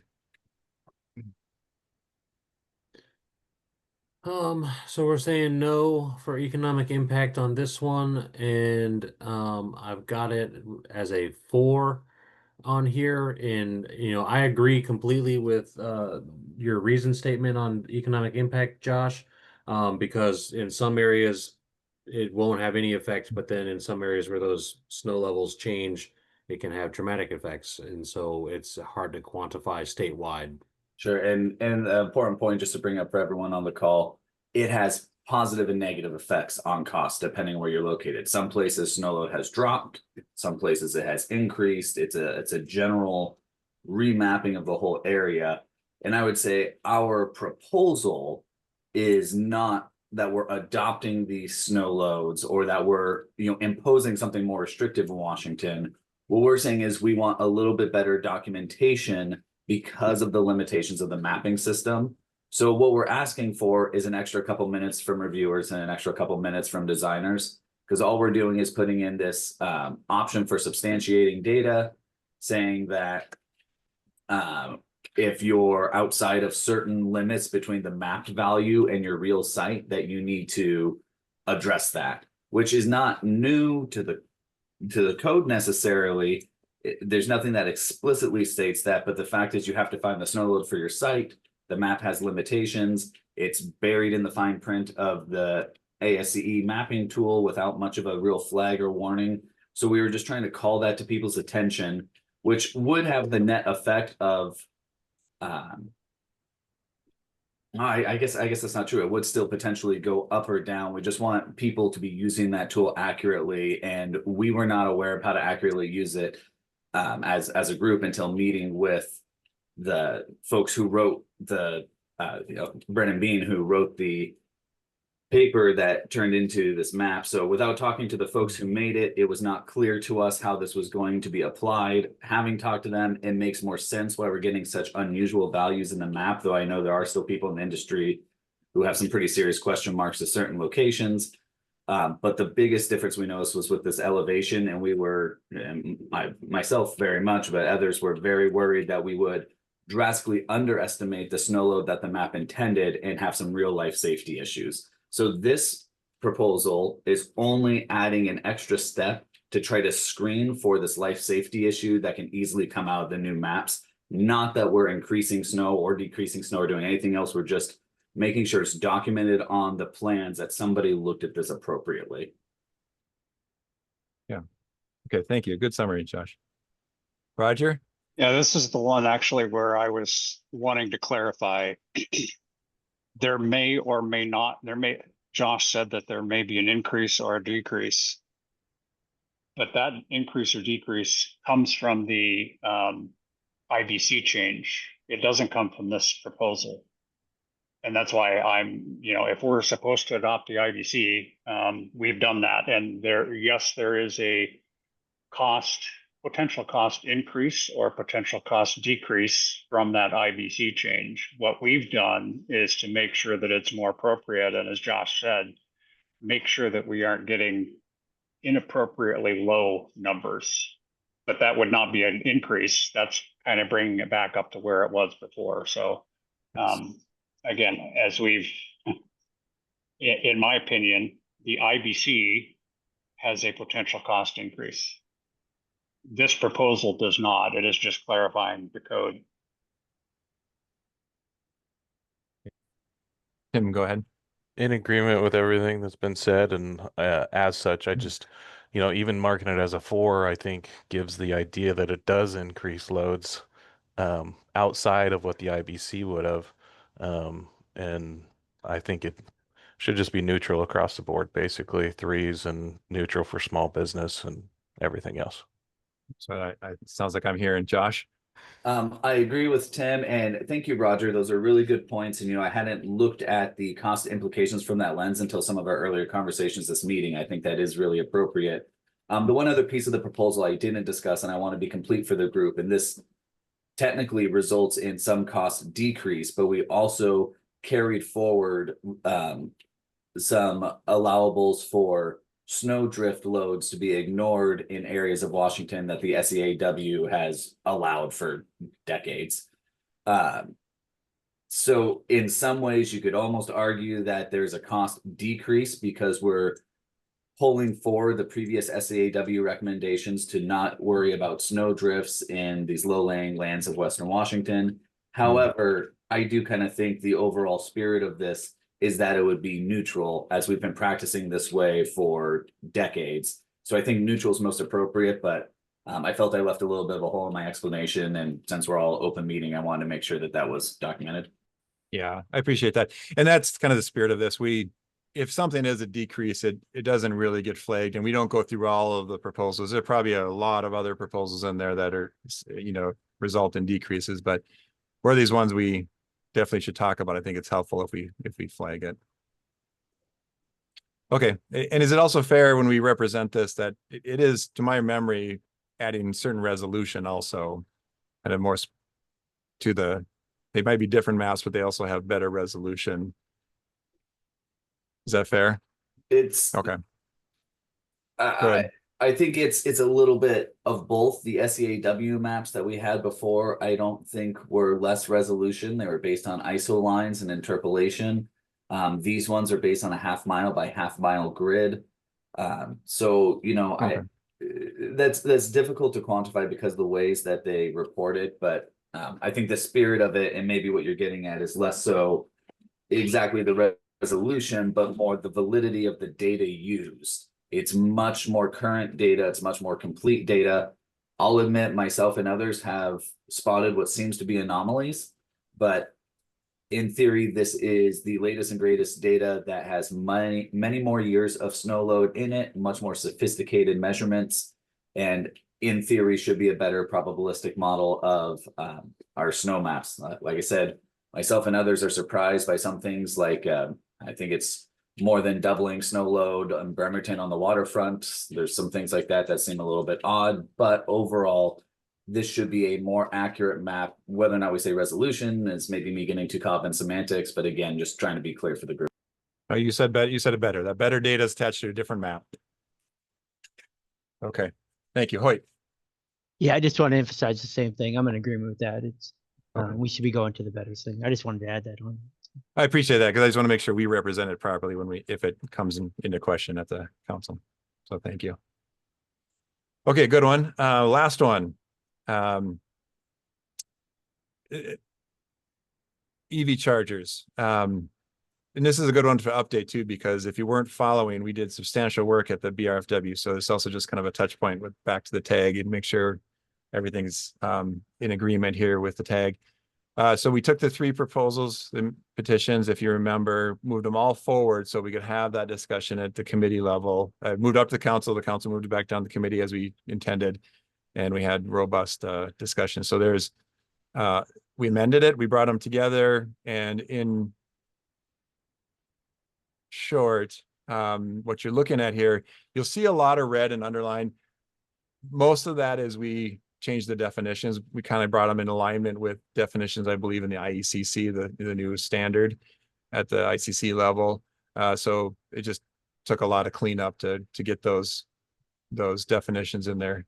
The bulk of the merit of it, if you go down to the table, if you remember correctly, is right here. It's in that bottom line. This was about our occupancies and changing that 10, 25, 4, and 10% to something that better aligns with an anticipated adoption rate. And just really high level. In short, we landed on that first category of you shall have the EVSE charging station there, left at a 10%. Change the definition of parking spaces to spaces. Second category was a decrease, because that we put on a 5-year time frame, aligned with more with the code or investment cycles, and with a 5-year model put out by the Northwest Power and Conservation Council to anticipate where we'll be in 5 years for adoption rates across the state. So we don't have the benefit of going county by county. We have to do it a statewide. A jurisdiction could bump that up if they have higher adoption rates. And then finally, and so EV ready means conduit, wire, transformer in place, and infrastructure is in place. This is the category that the committee felt was a little high for where 5-year timeframes, investment in hard assets that can't be capitalized. And then finally, the last category represents a 20-year height. That's how we put it, aligned more with comprehensive planning, so forth, but outside of the what would be investment in immediate investment. So that's where we landed, 10, 10, 40. Go ahead, Hoyt. Yeah, I actually wanted to speak in support of this, exactly how you came out for the 10, 10, 40. What's nice about 25% is a huge increase for a lot of cases. I mean, that's a big jump from what it was before. This would actually be, you added the increase in the EV capable spaces, which I believe is appropriate to have the higher percentage amount, because that means you can actually modify those R occupancies to be able to design for these things for the capability of it.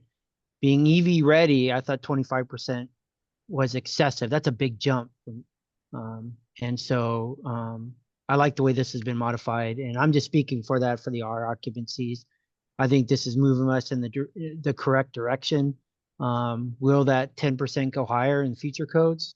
You know, that's here to, you know, I'm not here to say that right now, but this change makes much more logical sense compared to jumping up to 25%. And I'm just talking about that one place.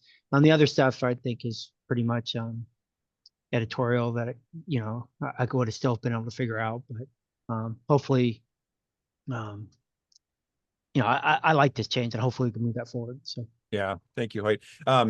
We can scroll down real quick to the model. Just it is tied to a model now. I think that's a strong move. And then again, that capable, it's a little different than IECC definition, because capable essentially means raceway or conduit and space for that future activity. But it quickly just, it ties it to this model. These models are going to change every 5 years when the Power Council changes the power plan. So the idea is every cycle we can just quickly review where those adoption projections are, and we can tweak every code cycle if necessary. So, and again, that's cumulative if you remember. So it's 10 plus 10 for that 5 years. So 20 aligns with that 2030 number right there on the Washington on the bottom table at 19.4. And then that 20-year horizon would be 2045 would be at 57 or 60%, 10, 10, 40. So everyone understands the logic. Now we can get back to the discussion of cost benefit ratio and then small business impact. Go ahead, Roger. Yeah, I think, again, my opinion, overall it is a cost savings because of the reduction in the EV ready.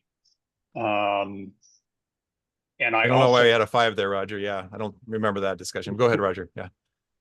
And I also would suggest that we have the numbers that we have are required by statute. We are required by statute to project, and we now have a very reasonable, in my opinion, reasonable methodology for doing that projection. And we are just responding to it. So you can almost make I can make an argument that we are, whether we increase or not, we're doing it because of the legislation that we're supposed to follow. But ultimately, I think that it is a net decrease in costs. Yeah. Okay, so thank you, Roger. Is anyone in disagreement with what's being put on the screen? And then the second question is, if you have any technical concerns, we could talk briefly about that and then make sure we raise it again at the BRFW or at the council. So Tim, go ahead. I just wanted to throw out there that in my mind, it became neutral, right? So, you know, if the group wants to go with 2, I don't actually have much heartburn on it. But I just don't know how you quantify.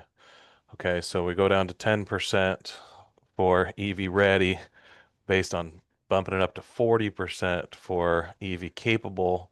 And was there any cost analysis done to say, you know, this is less or more?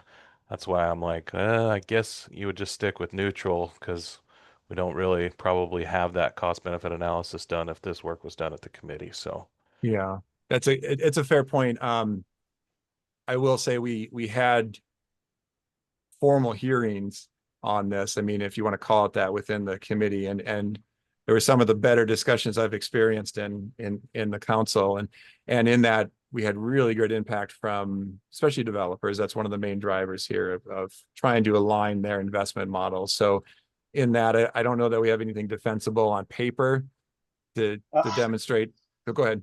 Well, Todd, at the end of if you can go back to the proposal at the bottom of it, I believe that you've included that sensitivity analysis that you did for the cost right there. Well, that's true. So Tim, I would almost, and when you explained it to me, Todd, it made sense. I don't know that I could look at it. I talked myself out of something, didn't I? Yeah. So I actually feel like we did, and this is suggesting that overall where we ended up is a cost reduction. But Tim, I'd have to dig into this. 6 or 8 months ago when Todd presented it to me, it made a whole lot of sense. So well, that's a good point. It's a sensitivity analysis, and you'd have to challenge it and say somehow the EV ready and EV capable would have to cost more, and there's not a lot of logic behind that, right? And then this shows then the different adoption rates. So we got to a place that I think we had consensus that it could not cost more to do this. Okay. Is that satisfactory for the purpose of our discussion? All right. Thank you, Roger. Okay, so anyone opposed to 2 and neutral?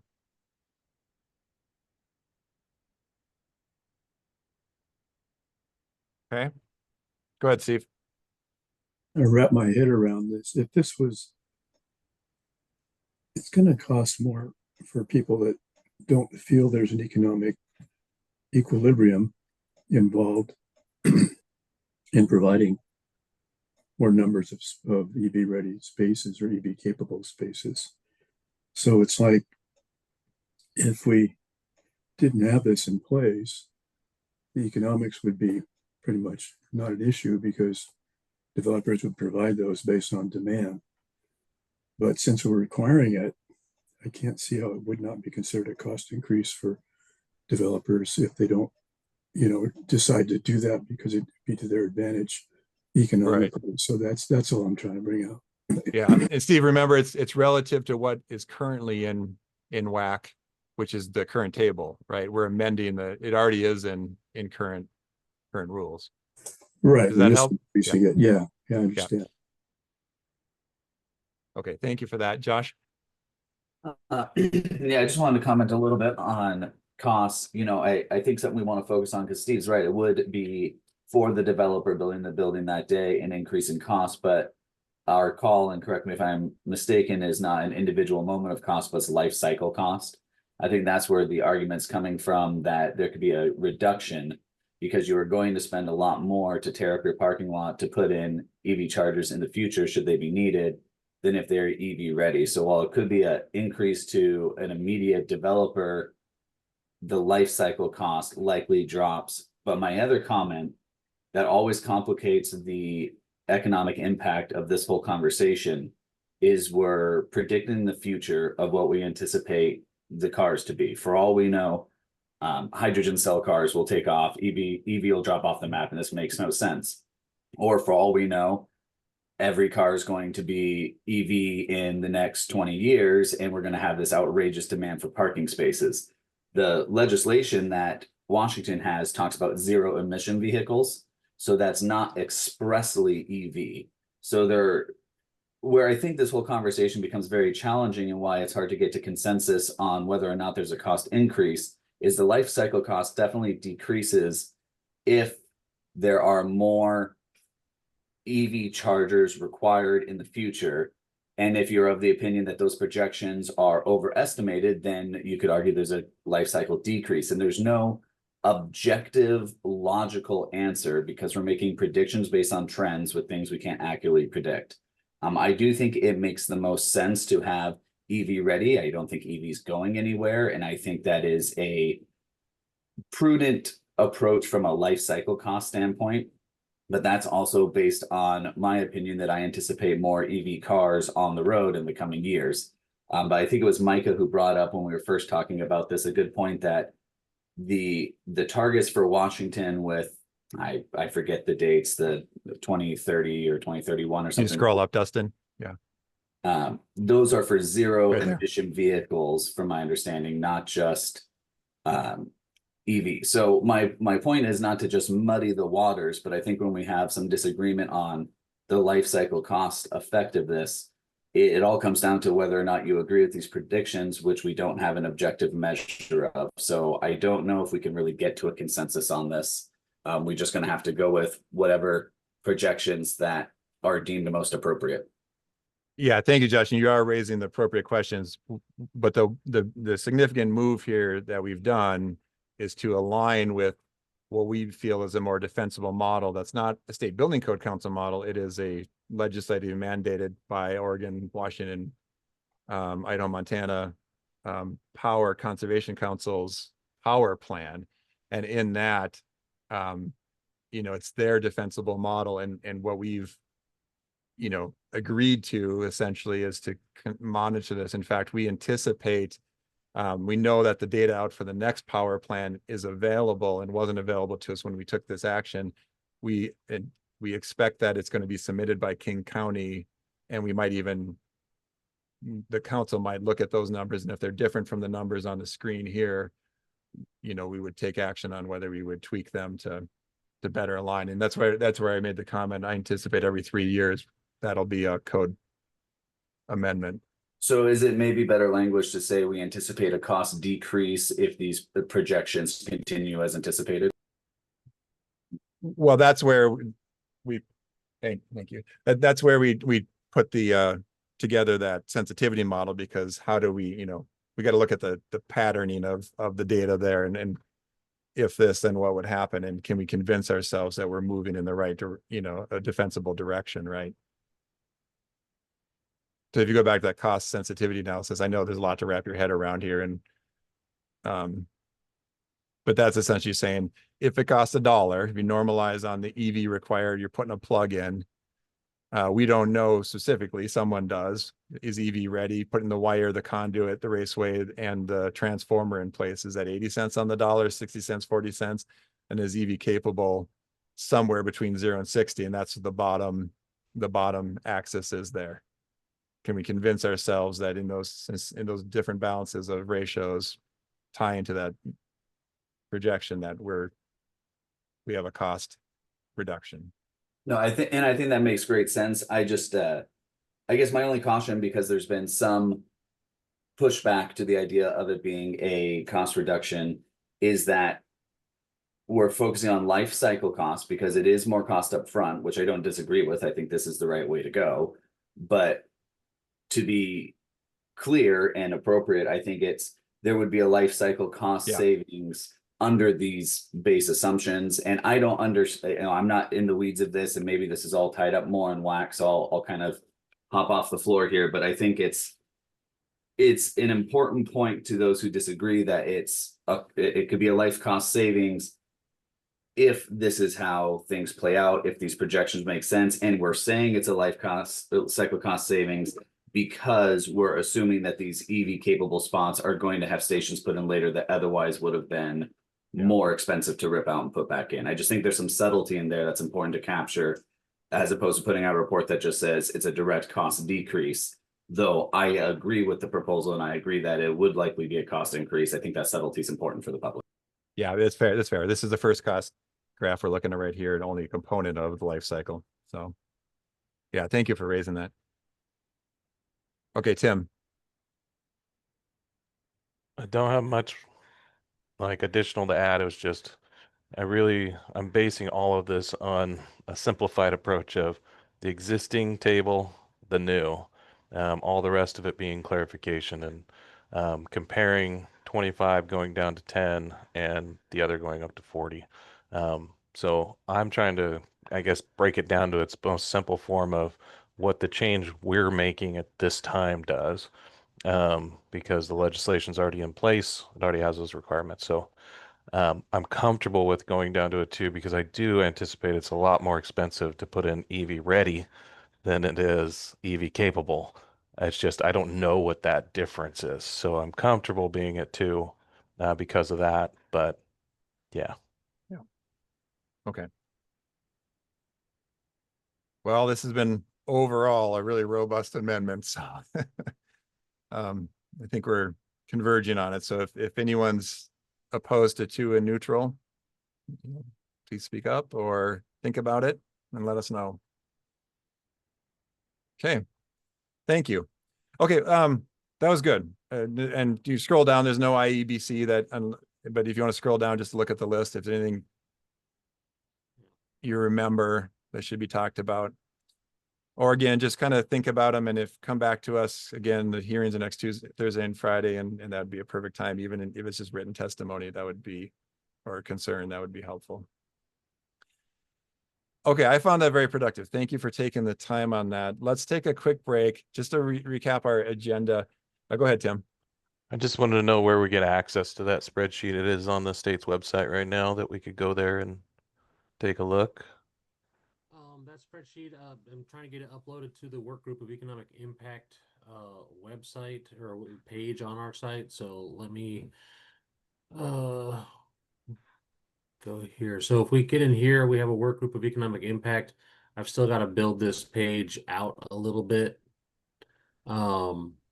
We should, yeah, there you go. It's loading up. But I'll be getting these documents up on this page as soon as I can get some time. The meetings have been running at a furious pace since website updates falling a little bit behind. And the plumbing tag was going to take one last look at theirs today, right? And then correct. And then I think we kind of ready to post it in anticipation for the hearings next week. Yep. Okay. Thank you. And thank you. It's a little bit new territory how we're doing this, but we think it's appropriate. Okay. Just quickly on the agenda before we take a break here. We don't necessarily have to dig really deep on these 2 proposals. We can discuss it at whatever length you want, but we thought it was appropriate to introduce it now so that we can start to come up with a strategy of the 2 legislative mandated. And so what we'll do, I think, is most appropriate is we should introduce both of them and then discuss them together on strategy and how much, so we can take 10 minutes or we can take an hour. Those are really the main 2 topics. So, but I think we need a quick break. Yeah, quick break, and we'll come back and introduce these. We do have a proposal in the file for the dwelling unit size stuff. So okay, we'll come back to that. Okay, so it's 10:59. Let's just say 11:06, random number. Okay.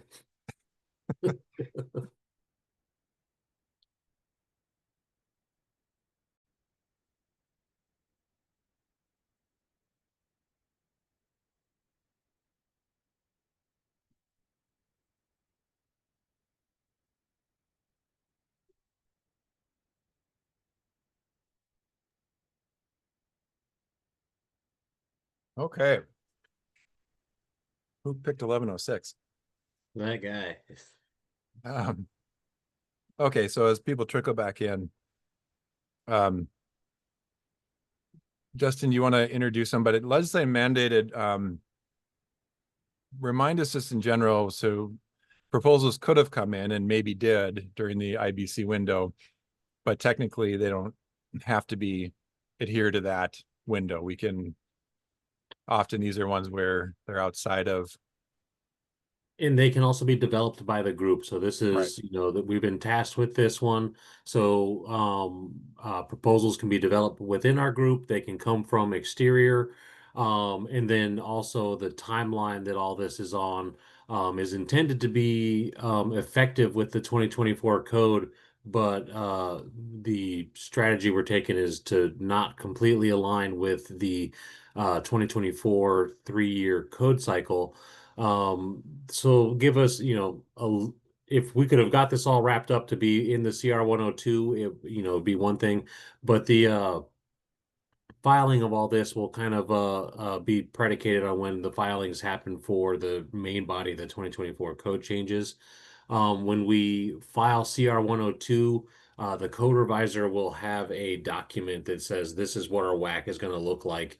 And if we continue to make changes, I don't think that anything in these two spots have potential to overwrite some of that existing changes that we're doing. But if that does happen, multiple code revisor documents can lead to some confusion at that office and amongst us drafts people to get all the changes in there as appropriate in those. So we'll be getting the CR 103 Ps for the 2024 code cycle filed, and then it would be my hope to bring a CR 102 for these types of rulemakings right after that. So like we're targeting January, February for those filings on the single exit multiplex housing work that we're doing. And so I'd like to target similar timeframes for this work, since it is not anticipated, it is directed to be available with the 2024 codes. I would like to have this all finalized by about April. That'll give, and before April would be better, but to get the draft work done and finalized to ICC by April so that they can publish by July is the goal for this work. Okay.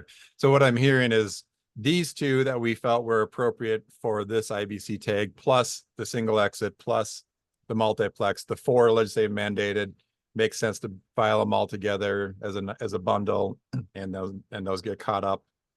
Correct. In the February to April timeframe. Okay. Everybody okay with that?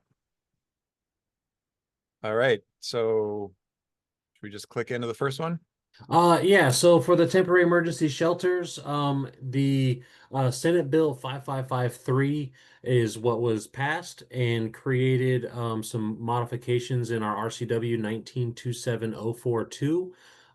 It'll be easier to track the changes here if I just navigate into the Senate bill that passed.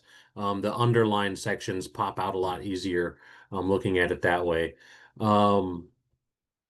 So 1927042, they just added this one sentence in there that is what we're trying to cover with this one. And one of my main questions for this one is, does this statute direct us to create an appendix, create some new code language in the main body of the code, or does it really just require us to adopt a standard that might already exist, I guess is my point. Tim. I think it's pretty clear that it almost has to be an appendix, right? Because otherwise it wouldn't be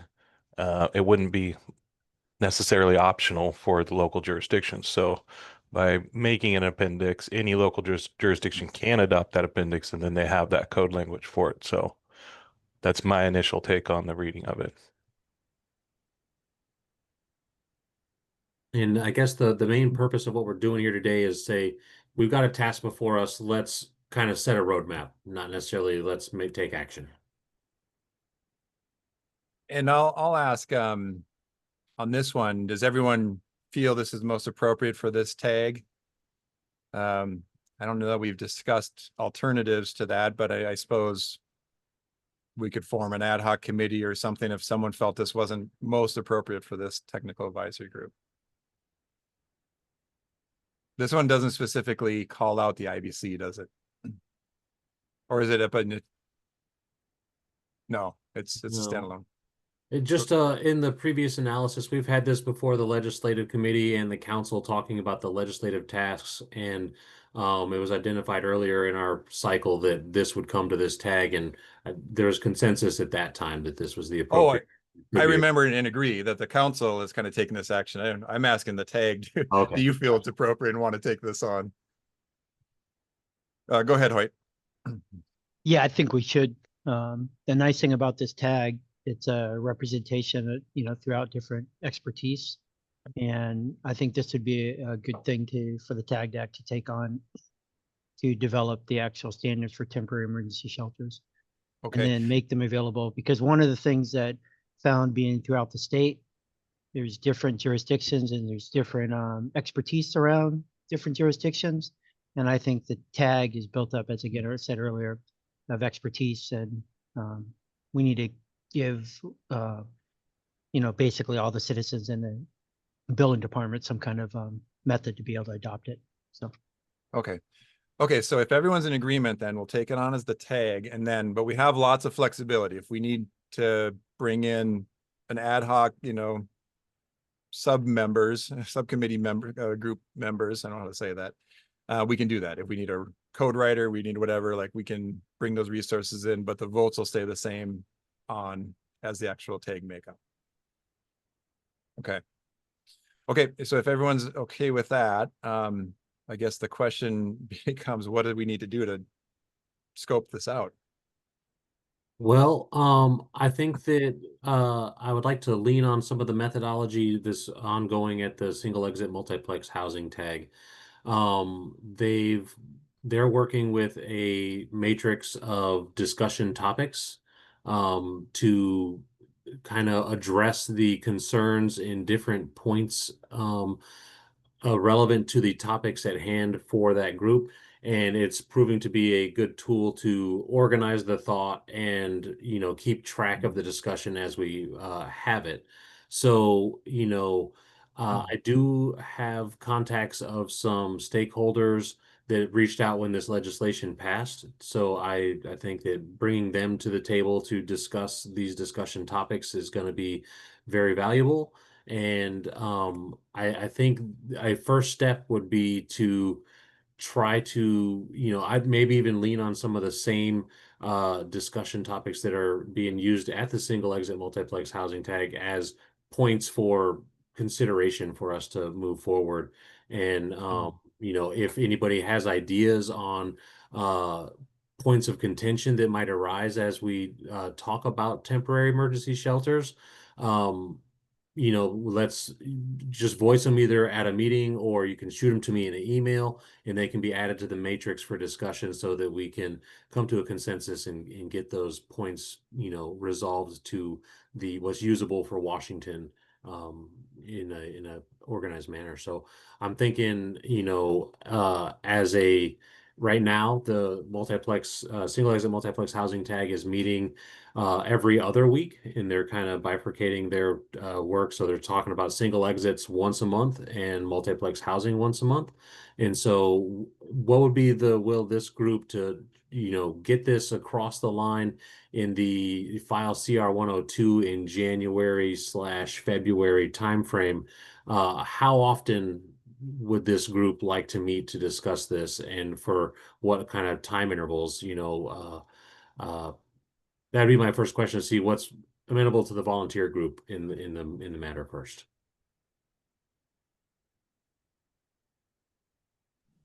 Go ahead, Tim, and then Hoyt. I think hour-long meetings, preferably, that are just regarding this topic. And I do think it'll take multiple meetings like you're suggesting. But the other point I just wanted to throw out there is there was a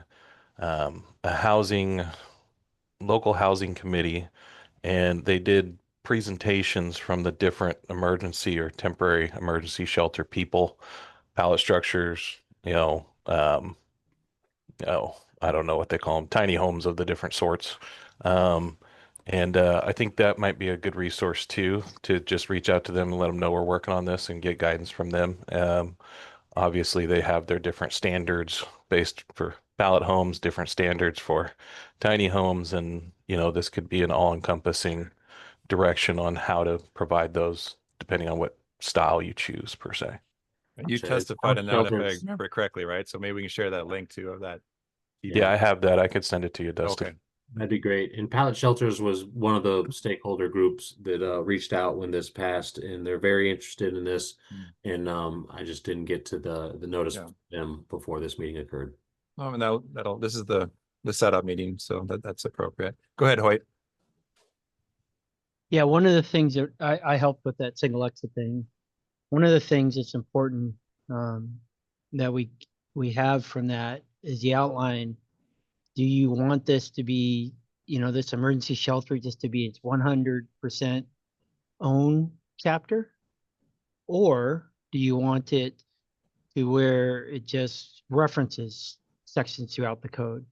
And, you got different opinions on one way or the other. But that's something maybe, Dustin, you can decide on your side, and then that will actually tell us exactly how to present that. It would, you don't want us to go off on the wrong path too long, then all of a sudden say, oh, let's switch and do it a different way. That happened to us on doing that single exit, because I was been in those meetings and trying to come up with what to do with Shane, who was, kind of leading that. So, maybe if you guys could figure out how you want it, then it'd be much easier, and we could get it much more efficiently done. How we should do that for the temporary emergency shelters. Wait, do you mean Shane at Wabo? Yeah. Shane. Oh, okay. Yeah, I'm sorry. Okay. Yeah. He's the one who started it. He's kind of took over and was doing the drafting of it. Yeah, Shane Nellis. Yeah. Actually, yeah. Sorry about that. I should have used his last name. I apologize. A lot of people probably didn't know him. But there's a group that did it, and then we just basically dropped out. But then people started changing ways to do it, and kind of some of the work was kind of a waste in some ways. So maybe you can figure out, Dustin, how you want it actually laid out. I mean, we could, that's all I wanted to say. Gotcha. So that can be our first meeting. We'll kind of scope it out, and then that can be our first discussion. Make sure we're all on the same page. Okay. Go ahead, Josh. Yeah, I was just going to echo to some degree what Tim said with maybe shorter format meetings. I think more frequent short meetings would be more beneficial for two reasons. One, we're really going to be getting into the weeds of this, so more frequent reminders is better than, say, a big 8-hour meeting once a month or something. Also, just for a lot of us, it's difficult to get these large chunk meetings set aside. So that's a big aspect. I would maybe say an exception is it might be wise to maybe have a 2 or 3 hour initial meeting where we're kind of throwing everything against the wall, getting our big questions out there, getting everyone's opinions and concerns, maybe building that matrix that Dustin talked about. And maybe that would be a good opportunity to try to get some of the stakeholders involved. So I guess my suggestion to everyone to see what they think is we maybe have an initial larger meeting to get the ball rolling, some tasks assigned, and then switch to more frequent 1 hour meetings, maybe a 1 hour meeting once a week where we're more, okay, what we get done? This is what we're recommending. Here's any discussion, and goodbye. Okay. And I'll do the best I can to help facilitate that, relieve Dustin and team a little bit as they're racing towards a couple deadlines here, especially October 1st. So, okay, we'll figure out that schedule. Thank you, Josh. By the way, does anyone know of existing standards we should start looking at? I guess that can be part of the first meeting that we should use as a model, whether they're jurisdiction or actual standards.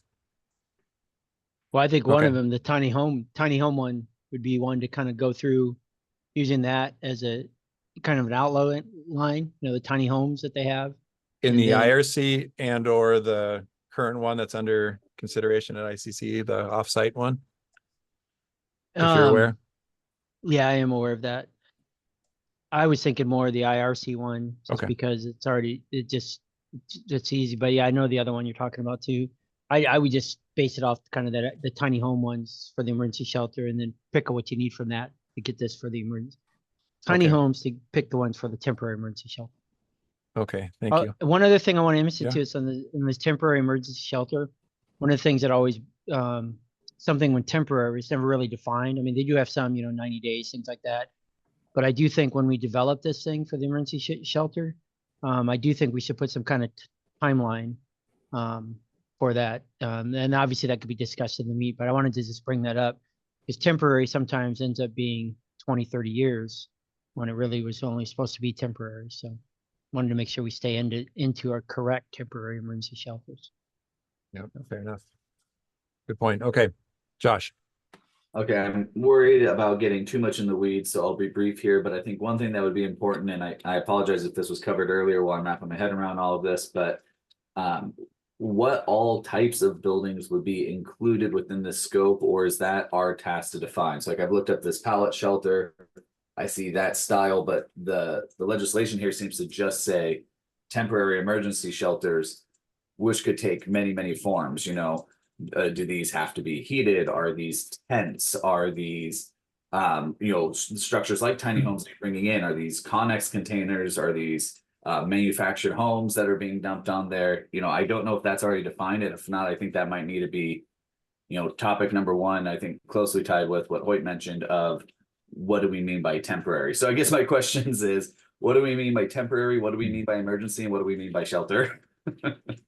Yeah, all the above, right? And I think that is part of the task. And then what we have been trying really hard this year is to create a better relationship with the legislature. So opening up channels to ask for legislative intent and get some guidance to some of these. So both in existing statute and in proposed bills. So let's raise those questions in the first meeting, and then also the council's been asked to join a second hearing in October with the local government committee on the House side.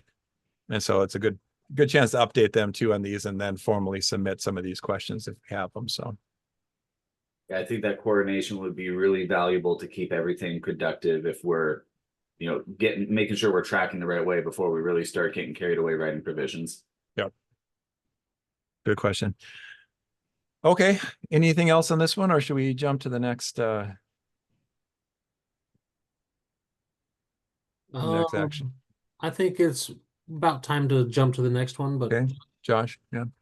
Sorry to keep jumping up. I guess just before we leave this one, what is our next action on this? Are we going to set up a meeting that we all get together, have this first meeting? I'm a little concerned if we just move on to the next one. We've said a lot of things we would like to do, but we've defined no forward movement.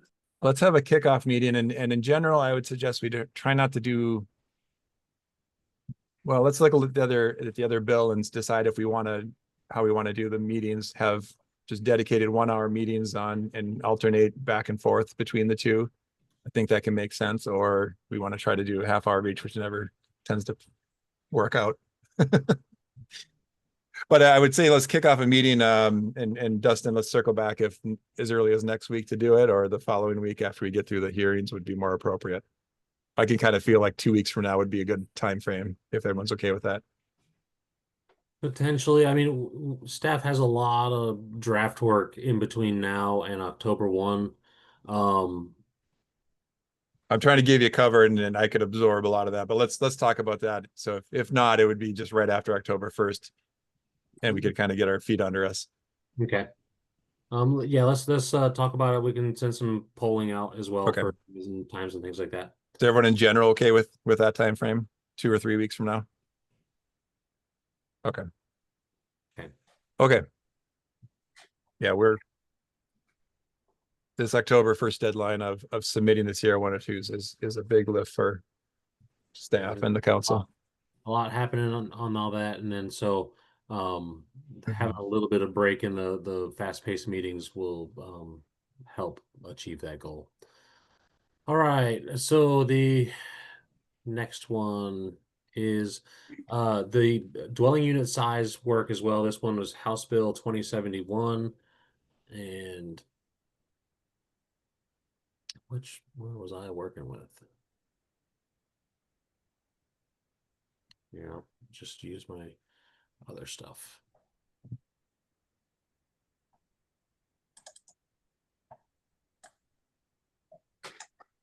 All right, this one is a little bit different than the last one. It goes into its own RCW section.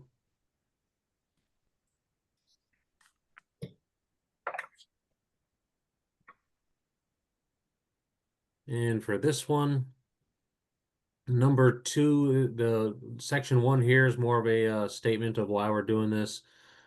Section 2 tells us what we're supposed to be doing. It says convene a technical advisory group for the purpose of recommending additions or amendments to the rules or codes that are necessary for the council to apply the Washington. Hold on, That's the multiplex one. Yeah, it's the different section. I'm sorry. Yeah. For the purpose of recommending amendments to the International Building Code that would allow for a minimum dwelling unit size that is less than the requirements for an efficiency dwelling unit in the International Building Code. And we shall consider aligning the state building code sections related to interior environment with the relevant sections of the National Healthy Housing Standard published by the National Center for Healthy Housing. When developing the recommendations, the technical advisory group must review the differences between the state building code and the National Healthy Housing Standard and allow experts in public health and fire safety to comment during the process. So, and section 2 just says we need to get it in there by November 1 for the 2024 code. Well, and just to clarify here, Dustin, if you're going to talk about it, the top section says recommend, but then the second becomes the binding where it says the council should take action to adopt. Correct. Addition amendments by the November 1st. And we know that means implemented by November 1st, which means we're adopting much earlier. Correct. So posted for today on this one, I do have a proposal that came in during the petitions period. Where am I going? Hold on, guys. Yeah.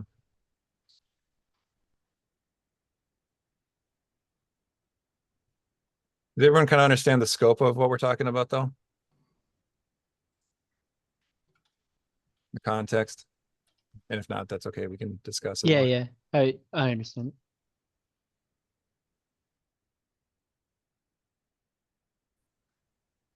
All right, so we had a proposal come in from David Neiman.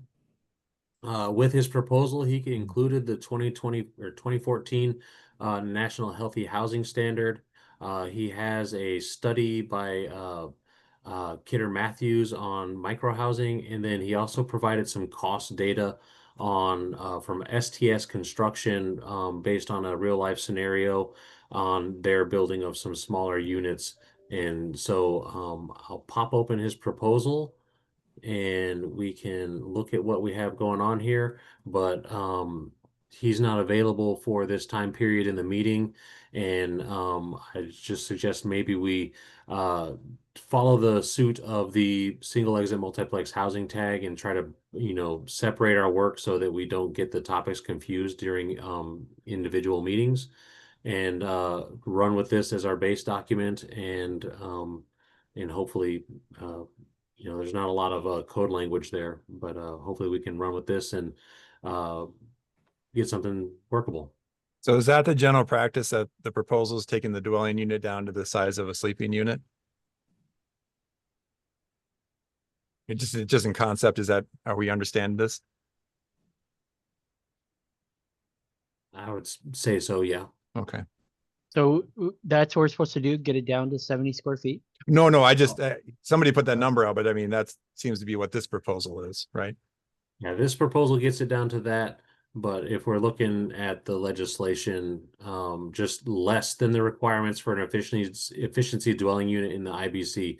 So I guess my question, because I don't have it off the top of my head, is efficiency dwelling unit defined in the IBC? I mean, I think it's going to be up for this tag to determine all this and make sure we're meeting the intent of the statute or other.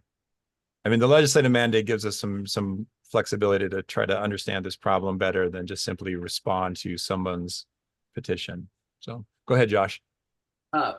Just maybe I'm getting a little confused here, but Dustin, this seems to be a companion proposal to what was being put forth in our IRC tag that we were discussing, where we're not taking the whole dwelling down to 70 square feet.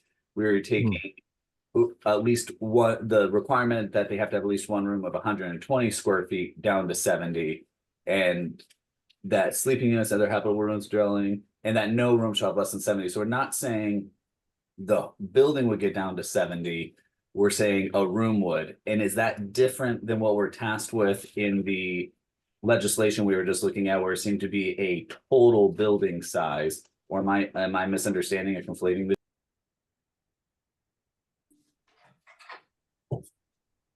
I mean, I would say that you're right that this does parallel what we got going on in the IRC, but you know, this is a mandate for us to consider a similar topic. And I don't recall who our drafts person is on that one in the IRC.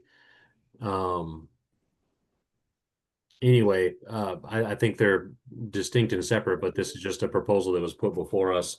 And the numbers that we have here are just happen to coincide with some of the other stuff we've been talking about. Gotcha. So we're not saying these are connected. This is a separate topic. Thank you. Sorry about that. Yeah, this is a proposal. Thank you, David, for submitting, but we're going to define what the scope is as a group for sure. Tim? Yeah, I was just going to say that I do believe efficiency dwelling unit is defined. I'm verifying that right now. But also, this does get at the heart of what the legislation is, which is get the dwelling unit size down. So therefore, if you wanted to do these efficiency dwelling units, you could at a lower rate. But I think in context where this came about is Seattle had ordinance and policy to get this further down than what the base code was. And so the original legislation was to basically align it with all of Seattle's rules, but it didn't quite go far enough. So then the modifications to the bill said, well, just have the work group, figure out all the code language per se. So if we wanted to also compare it to what Seattle's standard is for this minimum dwelling size and their reductions they already have, it's kind of the roadmap that the legislation was originally seeking to, so we could have kind of some idea of what that minimum size is. Yeah, that's helpful. I think this is going to be a good topic. So let's, keep this proposal in mind, but start with a blank sheet of paper and try to understand the problem first, and then that'll be our first meeting. Go ahead, Hoyt. Yeah, I just wanted to emphasize the same thing that Tim was talking about, is that we should model it after Seattle's, how they've gotten it down. So whoever actually they take this on, they should take the Seattle amendment, discuss what their sizes they have, figure out if we want to do it the same. In my professional opinion, I would try to make it as the same as possible, and then obviously get the fire tag given their input in it also. So yeah, but I don't think we should, if we ever get onto it, I would recommend just go ahead and take Seattle's and then start modifying it as you feel appropriate in the committee. So what I would do. Okay. And if anyone is doing any independent research and wants to share that information, we can get it up on the dedicated page. Is that what you're thinking, Dustin? Or maybe it's already up there under our IBC? Information on this one will populate on the IBC tag page. Okay. We'll create a little, just like we did on body carbon. Yeah, with the body carbon, it'll just be create a little section in there. Okay. So we can put a lot of information on. I think that's worked well, and once people find it. Okay, Steve, go ahead, please. Yeah, Todd, do we have any source of information that would tell us what the purpose for this, what the purpose behind this is? What are we trying to accomplish? What is the need? I'm sure there is a need. I'm not disparaging that in any way, but I'm saying, do we have anything specific? Because we're developing a set of standards, but what are we trying to address? I guess is what I'm trying to say.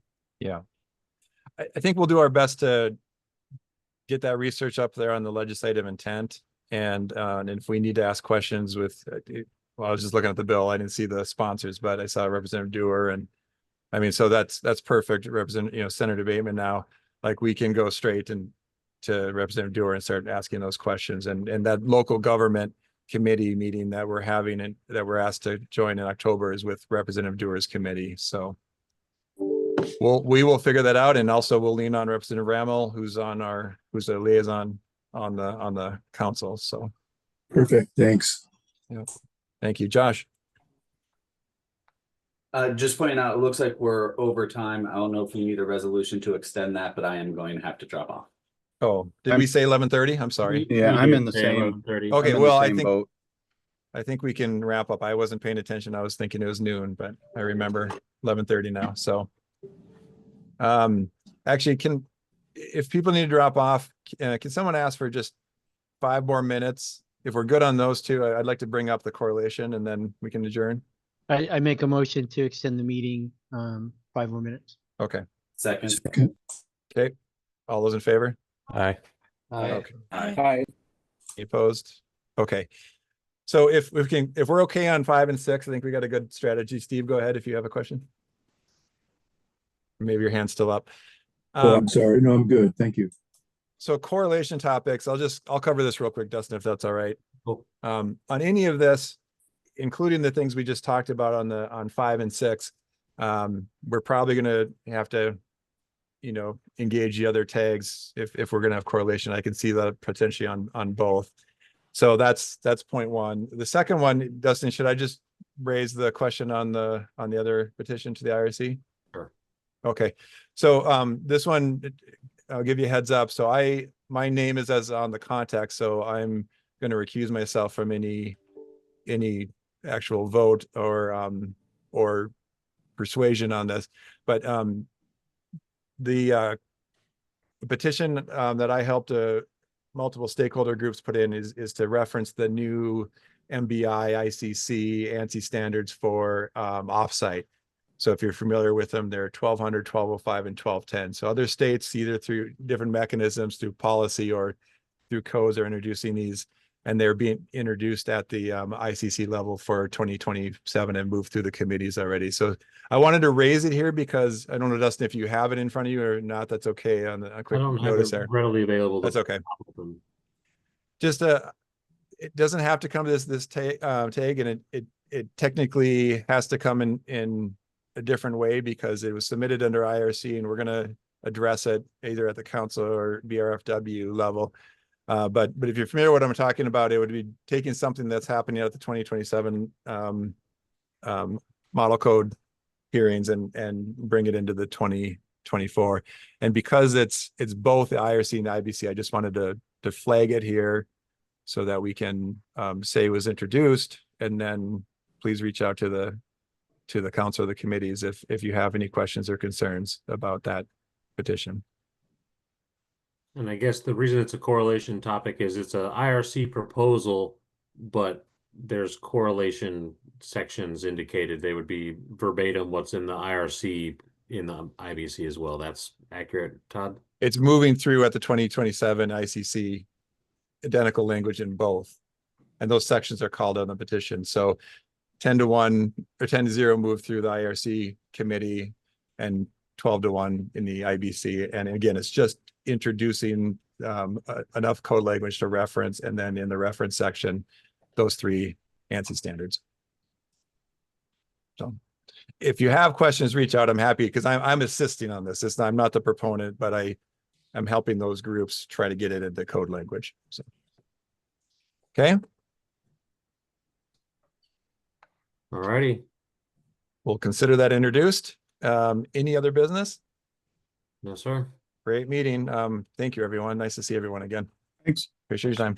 Thanks, again. Todd. Thanks, Bye. Dustin. Thanks, And, everyone. we'll put out for meeting dates and stuff like that. So just be on the lookout and we'll make a plan. Take care. Thanks.